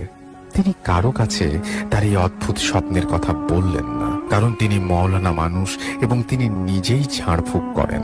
এমনকি জিনের আসরও তিনি দূর করে থাকেন। সেই তিনিই যদি এমন সমস্যায় জর্জরিত হন, তাহলে তার কাছে কোনো লোক ছুটে আসবে কোন ভরসায়? তিনি প্রতিদিন রাতে দোয়া দুরূদ পড়েই ঘুমোতে যান। তাহলে তিনি কেন এমন দুঃস্বপ্ন দেখছেন তা তিনি বুঝতে পারলেন না। তিনি ভাবলেন তার চেয়েও কোনো বড় আলেমের সাথে এ বিষয় নিয়ে কথা বলা উচিত। কৃষ্ণচূড়া গাছের নিচে দাঁড়িয়ে তিনি সব কথাই ভাবছিলেন। এমন সময় আজান কানে আসায় তার ভাবনায় সমাপ্তি ঘটল। তিনি রওনা হলেন মসজিদের দিকে। বলে রাখি, তিনি স্থানীয় মসজিদের ইমাম সাহেব। তিনি মসজিদে গেলেন এবং যথারীতি মাগরিবের নামাজ পড়ালেন এবং এরপর এশার নামাজ পড়ালেন। এরপর তিনি দিনের সকল কর্মকাণ্ড শেষ করে অবশেষে রাতে ঘুমোতে গেলেন। মূল ঘটনার শুরু এখান থেকেই। তিনি বিছানায় শুয়ে আছেন, কিন্তু তার ঘুম আসছে না। কেবলই তার মাথার মধ্যে গত 3 রাতের স্বপ্নের বিষয়গুলো ঘুরপাক খাচ্ছে। তিনি প্রাণপণে চেষ্টা করছেন স্বপ্নের বিষয়ে না ভাবতে, কিন্তু পারছেন না। তিনি যতই এই ভাবনা তার মাথা থেকে তাড়ানোর চেষ্টা করছেন, ততই যেন তার মাথার মধ্যে চিন্তাগুলো আরো জট পাকিয়ে যাচ্ছে। এমন সময় তিনি হঠাৎ লক্ষ্য করলেন তার পিঠে আস্তে আস্তে পানিতে ভিজে যাচ্ছে। তিনি যখন পাশ ফিরে তাকালেন তখন দেখলেন পানিতে তার রুম ভরে গেছে, তার ঘর ভরা পানি এবং পানির উচ্চতা আস্তে আস্তে বাড়ছে। তিনি উঠে বসলেন এবং ভাবতে লাগলেন তিনি যা দেখছেন তা সত্যি কিনা, কিংবা তিনি স্বপ্ন দেখছেন কিনা। না, তিনি স্বপ্ন দেখছেন না। কিছুক্ষণের মধ্যে তিনি বুঝতে পারলেন সত্যি সত্যি তার ঘর পানিতে ভরে যাচ্ছে, কিন্তু তিনি বুঝতে পারছেন না এটা কি করে সম্ভব। তিনি বিছানা থেকে নেমে ঘরের বাইরে বের হলেন এবং অবাক হয়ে লক্ষ্য করলেন তার ঘরের বাইরেও পানিতে থই থই করছে চারপাশ। তিনি ভাবতে লাগলেন এখন তো বন্যা হওয়ার সময় না, তাহলে চারপাশে এত পানি কোথা থেকে এলো? এবং তিনি এও ভাবতে লাগলেন সমস্ত গ্রাম পানিতে তলিয়ে যাচ্ছে, তাহলে গ্রামের অন্য লোকেরা কোথায়? তারা কি নিরাপদ আশ্রয়ে যাবে না? এসব কথা ভাবতে ভাবতে পানি তার গলা পর্যন্ত উঠে গেল। এই মুহূর্তে তার কি করা উচিত তিনি বুঝতে পারছেন না। তার ঘরের আসবাবপত্র নিয়েও তিনি ভাবতে লাগলেন সেগুলোর কি হবে। এসব ভাবতে ভাবতে পানি তার নাক পর্যন্ত উঠে এলো। তিনি ভাবলেন এখন আর মালের দিকে তাকানোর সময় নেই, আগে জান বাঁচাতে হবে, জান বাঁচানো ফরজ। তিনি সাঁতার কাটতে শুরু করলেন। সাঁতার কাটতে তার বেশ কষ্ট হচ্ছে। এ সময় যে কোনো কাজেই বেশ কষ্টকর মনে হয়। জীবনের 80টি বছর পার হয়ে গেছে তার, এখন আর তার বেঁচে থাকতেই ভালো লাগে না। আত্মহত্যা করা হারাম বলে তিনি এখনো বেঁচে আছেন। তিনি জীবনের সমস্ত সৌন্দর্য হারিয়ে আজ নিঃস্ব। আপন আত্মীয় বলতে তেমন কেউ নেই তার, একে একে মারা গেছে সবাই। দুঃসম্পর্কের কিছু আত্মীয় আছে, তবে তারাও থাকে অনেক দূরে। বলতে গেলে এই পৃথিবীতে তিনি একা পড়ে গেছেন। তিনি যেন প্রভুর ডাকে ডাকে সাড়া দিতে পারলেই বেঁচে যান। যাই হোক, মূল ঘটনায় ফিরে আসি। তিনি সাঁতার কাটছেন এবং কোনো কিছু আঁকড়ে ধরে বাঁচার চেষ্টা করছেন, কিন্তু হাতের কাছে তিনি কিছুই পাচ্ছেন না। তার এভাবে পানিতে ভেসে থাকতেও বেশ কষ্ট হচ্ছে, আর পারছেন না। এমন সময় হঠাৎ দেখতে পেলেন তার পাশ দিয়ে তার বড় ছেলে প্রায় 14 বছর আগে মারা গেছে, সে সাঁতার কাটছে। তিনি তাকে ডাকার চেষ্টা করলেন, কিন্তু পারলেন না। তার গলা দিয়ে আওয়াজ বের হচ্ছে না। এর কিছুক্ষণ পরেই তিনি তার মৃত স্ত্রীকে দেখতে পেলেন অথই পানিতে সাঁতার কাটতে। তিনি তাকেও ডাকতে পারলেন না। এতে তিনি প্রচন্ড কষ্ট অনুভব করতে লাগলেন এবং এও ভাবতে লাগলেন তার এ সকল মৃত স্বজনেরা পৃথিবীতে জীবন্ত মানুষদের জগতে কি করে ফিরে এলো। তিনি বুঝতে পারছিলেন না যে তার সাথে এসব কি ঘটছে। তিনি মারাত্মক কষ্টের মধ্য দিয়ে যেতে লাগলেন। একদিকে তো সাঁতার কাটতে তার শারীরিক কষ্ট, অপরদিকে আত্মীয় স্বজনের সঙ্গে দেখা হওয়ার পরও কথা বলতে না পারার কষ্ট। এভাবে বেশ কিছুক্ষণ অতিবাহিত হওয়ার পর তিনি একের পর এক তার আপন আত্মীয় দেখতে লাগলেন, কিন্তু কাউকে ডাকতে পারলেন না। তবে তিনি একটা বিষয় দেখে অবাক হলেন, সেটা হলো তার আত্মীয়রা সবাই একটি নির্দিষ্ট দিক থেকে আসছে এবং একটি নির্দিষ্ট দিকেই যাচ্ছে। এটা বুঝতে পারার পর তিনি তার ছোট মেয়েকে লক্ষ্য করে তার পিছু পিছু সাঁতার কাটতে লাগলেন এবং এক পর্যায়ে তিনি একটা গাছের কাছে পৌঁছালেন। গাছের কাছে পৌঁছে তিনি আবার লক্ষ্য করলেন তার আত্মীয়রা সবাই এই গাছটাকে আশ্রয় করে আছে। এতে তিনি মনে মনে আনন্দিত হলেন, কারণ গাছটাকে ধরতে পারলে প্রথমত তাকে সাঁতার কেটে ভেসে থাকতে হবে না এবং দ্বিতীয়ত তিনি আত্মীয়দের সাথেও সাক্ষাৎ করতে পারবেন। তার চোখ ভিজে উঠল। তিনি ভাবতে লাগলেন, এই তো কিছুক্ষণ আগেই তিনি শারীরিক ও মানসিক ভাবে বেদনাহত এবং আশ্রয়হীন ছিলেন, অথচ এখন তিনি শারীরিক ভাবে যেমন আশ্রয় খুঁজে পেয়েছেন, তেমনি তার আত্মীয়দের মাঝেও মানসিক আশ্রয় খুঁজে পেতে পাচ্ছেন। এসব কথা ভাবতে ভাবতে তিনি ওই গাছটার দিকে এগিয়ে যেতে লাগলেন। তবে তিনি যতই এগিয়ে যেতে লাগলেন ততই তার আত্মীয়রা আবছা থেকে আরো আবছাতর হতে লাগলো এবং তিনি যখন গাছের কাছে পৌঁছালেন তখন দেখলেন আসলে সেখানে কেউ নেই। তিনি একাই রয়ে গেছেন। তবু তিনি তার মনকে এই বলে সান্ত্বনা দেওয়ার চেষ্টা করলেন যে অন্তত জীবন তো বাঁচানো গেল। তিনি ওই গাছে নিজের আশ্রয় করে নিলেন এবং কোনো এক সময় তিনি জ্ঞান হারালেন, ওই গাছেই ঝুলতে থাকেন। এই ঘটনাটা রাজশাহী অঞ্চলের এবং ঘটনাটা সত্য। পরদিন সকালে মুসল্লিরা ফজরের ওয়াক্তে মসজিদে এসে ইমাম সাহেবকে না পেয়ে তার বাসায় ডাকতে যান, কিন্তু তারা যখন দেখলেন মৌলানা সাহেব তার বাসাতেও নেই, তখন তারা দরজা খোলা এবং তার দরজা খোলা, তখন তাকে খুঁজতে বের হলেন। তাকে গ্রাম থেকে বেশ দূরে একটা লিচু বাগানের লিচু গাছের ওপরে পাওয়া যায়। তখন গ্রামের সকলে মিলে তাকে নিচে নামায় এবং তাকে বাড়ি নিয়ে যায়। একজন 80 বছর বয়সের মানুষের পক্ষে আর যাই হোক অন্তত একটা বড় গাছে ওঠা অসম্ভব। ঘটনাটা ঘটার পর তিনি আর বেশি দিন বেঁচে থাকেন। 4 মাসের মাথায় তিনি মারা যান। এটা আমার এক বন্ধু আমাকে বলেছে। ওর বাড়ি রাজশাহীতে, তবে খুলনাতে থাকে। ভালো লাগলে শেয়ার করবেন। আসসালামু আলাইকুম। তো এই ছিল ঘটনা এবং আশা করছি যে এই ঘটনাটি আপনাদের ভালো লেগেছে। তো যাই হোক, যে ঘটনাটি এখন শুনবো সেই ঘটনাটি একটা ইমেইল আমি পড়ে শোনাচ্ছি। আসসালামু আলাইকুম রাসেল ভাইয়া, জানতে চাইবো না কেমন আছেন, কারণ আপনি সব সময় ভালো থাকেন এবং সব সময় ভালোর দলে। আজকে যে ঘটনাটা বলবো তা আমার নিজের সাথে ঘটেনি, এলাকার এক দাদুর কাছ থেকে শোনা ঘটনা। দাদু তখন ভারতের কোনো একটা জায়গায় থাকতেন। সে জায়গায় একজন পীর বা দরবেশ জাতীয় লোক থাকতেন, যে সমস্যাতে তার কাছে যেতেন সেই সমস্যার সমাধান তিনি দিয়ে দিতেন। একদিন সেই পীর তার মুরিদদের ডেকে বললে তিনি আর বেশি দিন বাঁচবেন না। তিনি যখন মারা যাবেন তার জায়নামাজ যেন কেউ না পড়ায়, তার জানাজা যেন কেউ না পড়ায়। এটা জায়নামাজ হবে না, তার জানাজা যেন কেউ না পড়ায়। অনেক দূর থেকে একজন লোক আসবেন, তিনি তার জানাজা পড়িয়ে যাবেন। কিন্তু লোকটা চলে যাওয়ার সময় কেউ যেন তাকে পেছন থেকে না ডাকে। ঠিক 1.5 মাস পরে সেই পীর সাহেব মারা যান। পীর সাহেবের কথা মতো সবাই সেই লোকটার জন্য অপেক্ষা করতে থাকে। অনেকক্ষণ অপেক্ষা করার পর দেখতে পেল একজন লোক সাদা ধবধবে একটা পাঞ্জাবি পরে মুখটাকে একটা কালো চাদর দিয়ে পেঁচিয়ে এগিয়ে এসেছে। তিনি লাশের কাছে এসে কোনো কিছু না বলে জায়নামাজে দাঁড়িয়ে গেলেন এবং সাথে সাথে এলাকার মানুষগুলো তার পিছনে সারিবদ্ধভাবে দাঁড়িয়ে গেল। জানাজা শেষ করে লোকটি যেই পথে এসেছেন সেই পথ ধরে আবার ফিরে যেতে শুরু করলেন। পীর সাহেবের মুরিদদের মধ্যে একজন মুরিদের কৌতূহল হলো লোকটাকে দেখার জন্য। তিনি পেছন পেছনে হাঁটতে শুরু করলেন। হাঁটতে হাঁটতে লোকালয় ছাড়িয়ে বন জঙ্গলের ভেতর দিয়ে তিনি তার লোকটির পিছু পিছু হাঁটতে লাগলেন। মুরিদ সেই লোকটাকে বারবার ডাকা সত্ত্বেও লোকটি পেছন ফিরে তাকালো না। একসময় মুরিদ সেই লোকটির পা জড়িয়ে ধরে।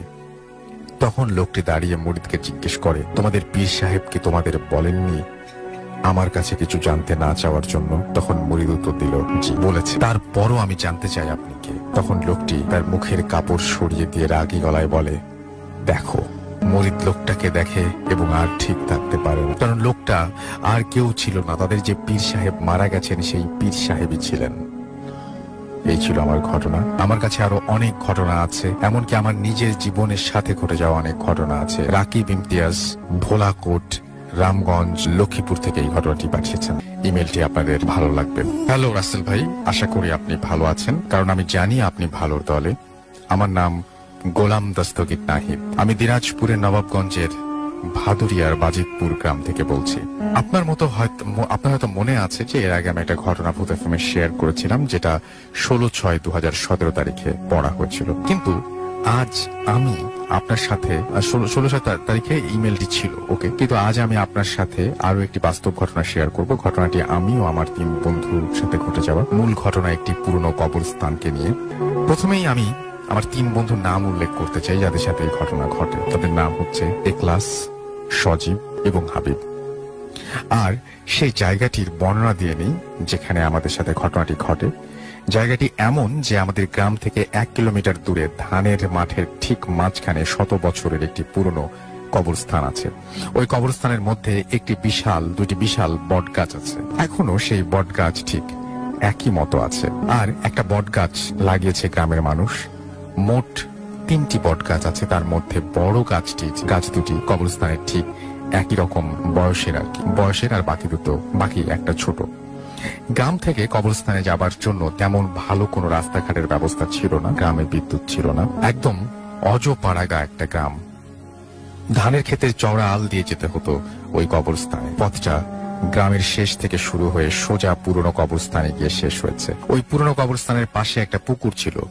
লোকমুখে শোনা যায় ওই কবরস্থান ও পুকুর নিয়ে অনেক ভয়াবহ ঘটনা। পুরনো কবরস্থানের পাশে ওই পুকুরে নাকি জিন বাস করত, গরিব মানুষকে সাহায্য করত। যেমন কোনো গরিব লোকের বিয়ে বা ছেলের বিয়ে হলে ওই পুকুরে গিয়ে তারা বলতো, এবং বিয়ের সম্পূর্ণ করার জন্য সকল আসবাবপত্র, যেমন বাসনপত্র, আর কি আসবাবপত্র হবে না, বাসনপত্র, প্লেট, থালা বাসন, হাঁড়ি পাতিল ইত্যাদি পুকুরের মধ্য থেকে ভেসে উঠে পুকুরের পাড়ে আসতো, এবং মানুষ পুকুর পাড় থেকে সব নিজেদের প্রয়োজনীয় কাজ সম্পূর্ণ করত। কাজ শেষে সকল জিনিসপত্র ভালোভাবে পরিষ্কার করে আবার সেখানে ফেরত দিতে হতো। একদিন কোনো এক ব্যক্তি জিনিসপত্র ফেরত দেওয়ার সময় তাতে মাংসের চর্বি লেগে থাকায় জিনগুলো আর কোনোদিন কাউকে সাহায্য করার কথা শোনা যায়নি।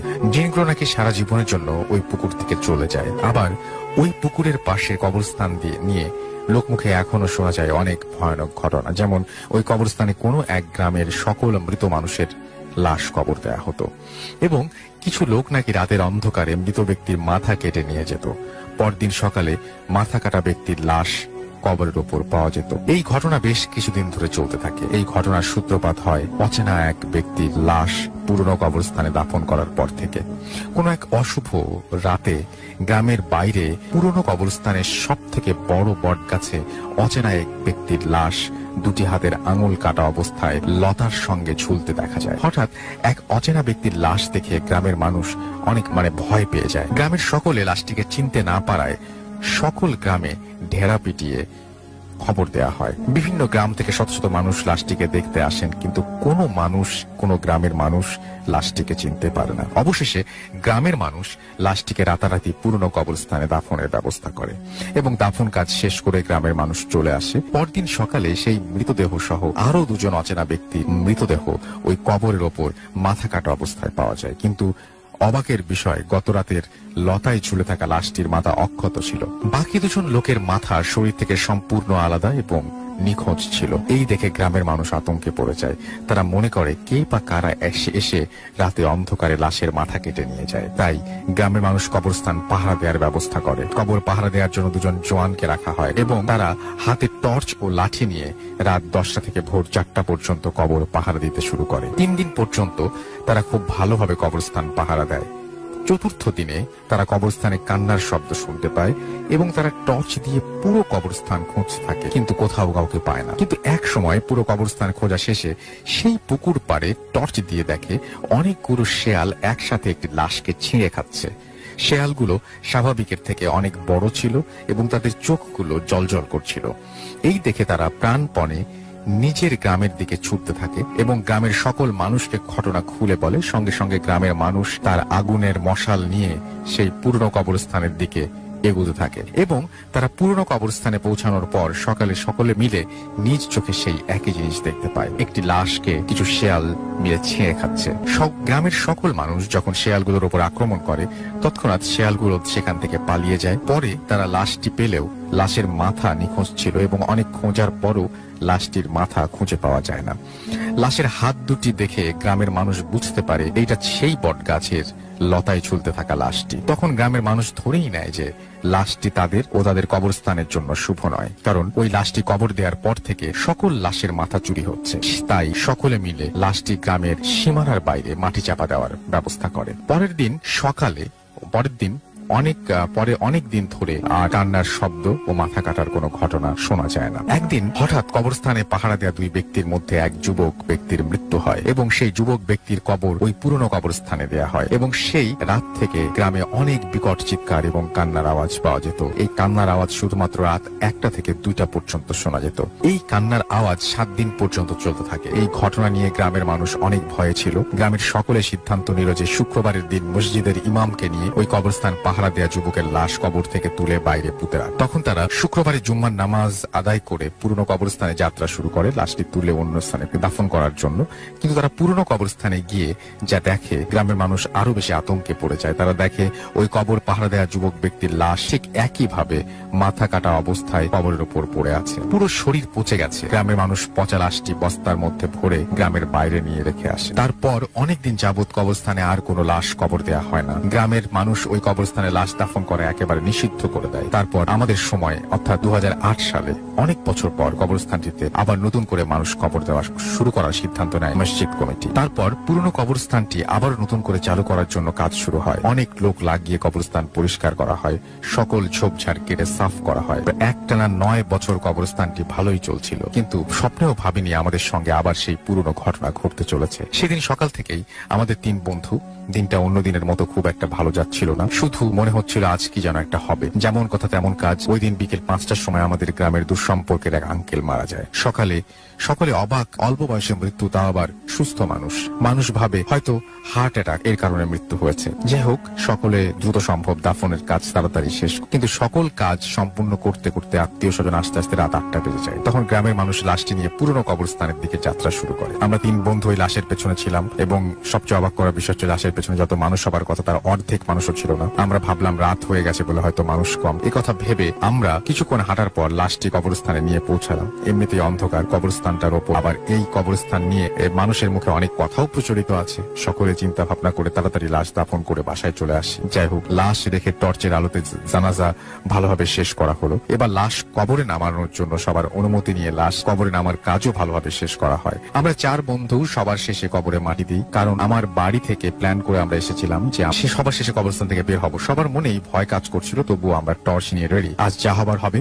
লোকমুখে এত ঘটনা শুনি এই কবরস্থান নিয়ে, আজ নিজেই দেখবো কি আছে এখানে। তো যেমন কথা তেমন কাজ। আমরা সবার শেষে কবরে মাটি দিলাম এবং কবরস্থানের পাশে পুকুর পাড়ে বসে গল্প করতে লাগলাম। 20 থেকে 25 মিনিট পর হালকা আওয়াজ শুনতে পাই, কিছুটা জল ডাং ভাঙার আওয়াজের মতো।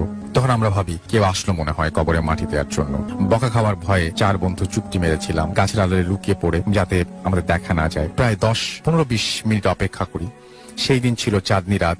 চারিদিক মোটামুটি ভালোই ছিল। গাছের আড়ালে ভালোই আলো ছিল এবং দেখা যাচ্ছিল সবকিছু। গাছের আড়ালে আমরা ভাবি একটি মানুষকে মাটি দিতে 3 মুঠো মাটি লাগে, এতক্ষণ সময় লাগার কথা না। তখন আমরা সাহস করে গাছের আড়াল থেকে কবরের দিকে তাকিয়ে দেখার জন্য আমরা কখনোই প্রস্তুত ছিলাম না। আমরা দেখি একটু আগেই যাকে কবর দিলাম সেই ব্যক্তি কবরে। 3 জন সাদা আলখেল্লা পরা মানুষ খুব দ্রুত ওই কবরের উপরে মাটিগুলো সরাচ্ছে। তাদের মুখগুলো দেখা যাচ্ছিল না, কিন্তু অনেক লম্বা ছিল। আমরা ভয়ে ভয়ে আপচা আলোতে দেখি শহর। সেই ঘটনাটা দেখতে থাকি। এক সময় মাটি সরানো শেষে কবরে হাজলাটি তুলে কবরের ভেতরে লাশটি বের করে কবরের পাশে রেখে তারা লাশটির মাথা দেহ থেকে আলাদা করে 3 জন একই সঙ্গে মাথাটি খাওয়া শুরু করলো। এই দৃশ্য দেখার পর আমরা এক মুহূর্ত সেখানে থাকতে পারিনি। শরীরের সম্পূর্ণ শক্তি দিয়ে এক দৌড়ে গ্রামে চলে আসি এবং মসজিদের ইমামকে রাতারাতি পুরো ঘটনা খুলে বলি। ইমাম রাতে আমাদের ঘটনাটি গোপন রাখার জন্য বলেন। পরের দিন সকালে এই বিষয় পুরো গ্রামে ছড়িয়ে পড়ে। সেই দিন থেকে মসজিদ কমিটি ওই কবরস্থান সারা জীবনের জন্য পরিত্যক্ত ঘোষণা করেন আর বলেন এই পুরনো কবরস্থানে আর কোনো দিন কোনো লাশ কবর দেয়া হবে না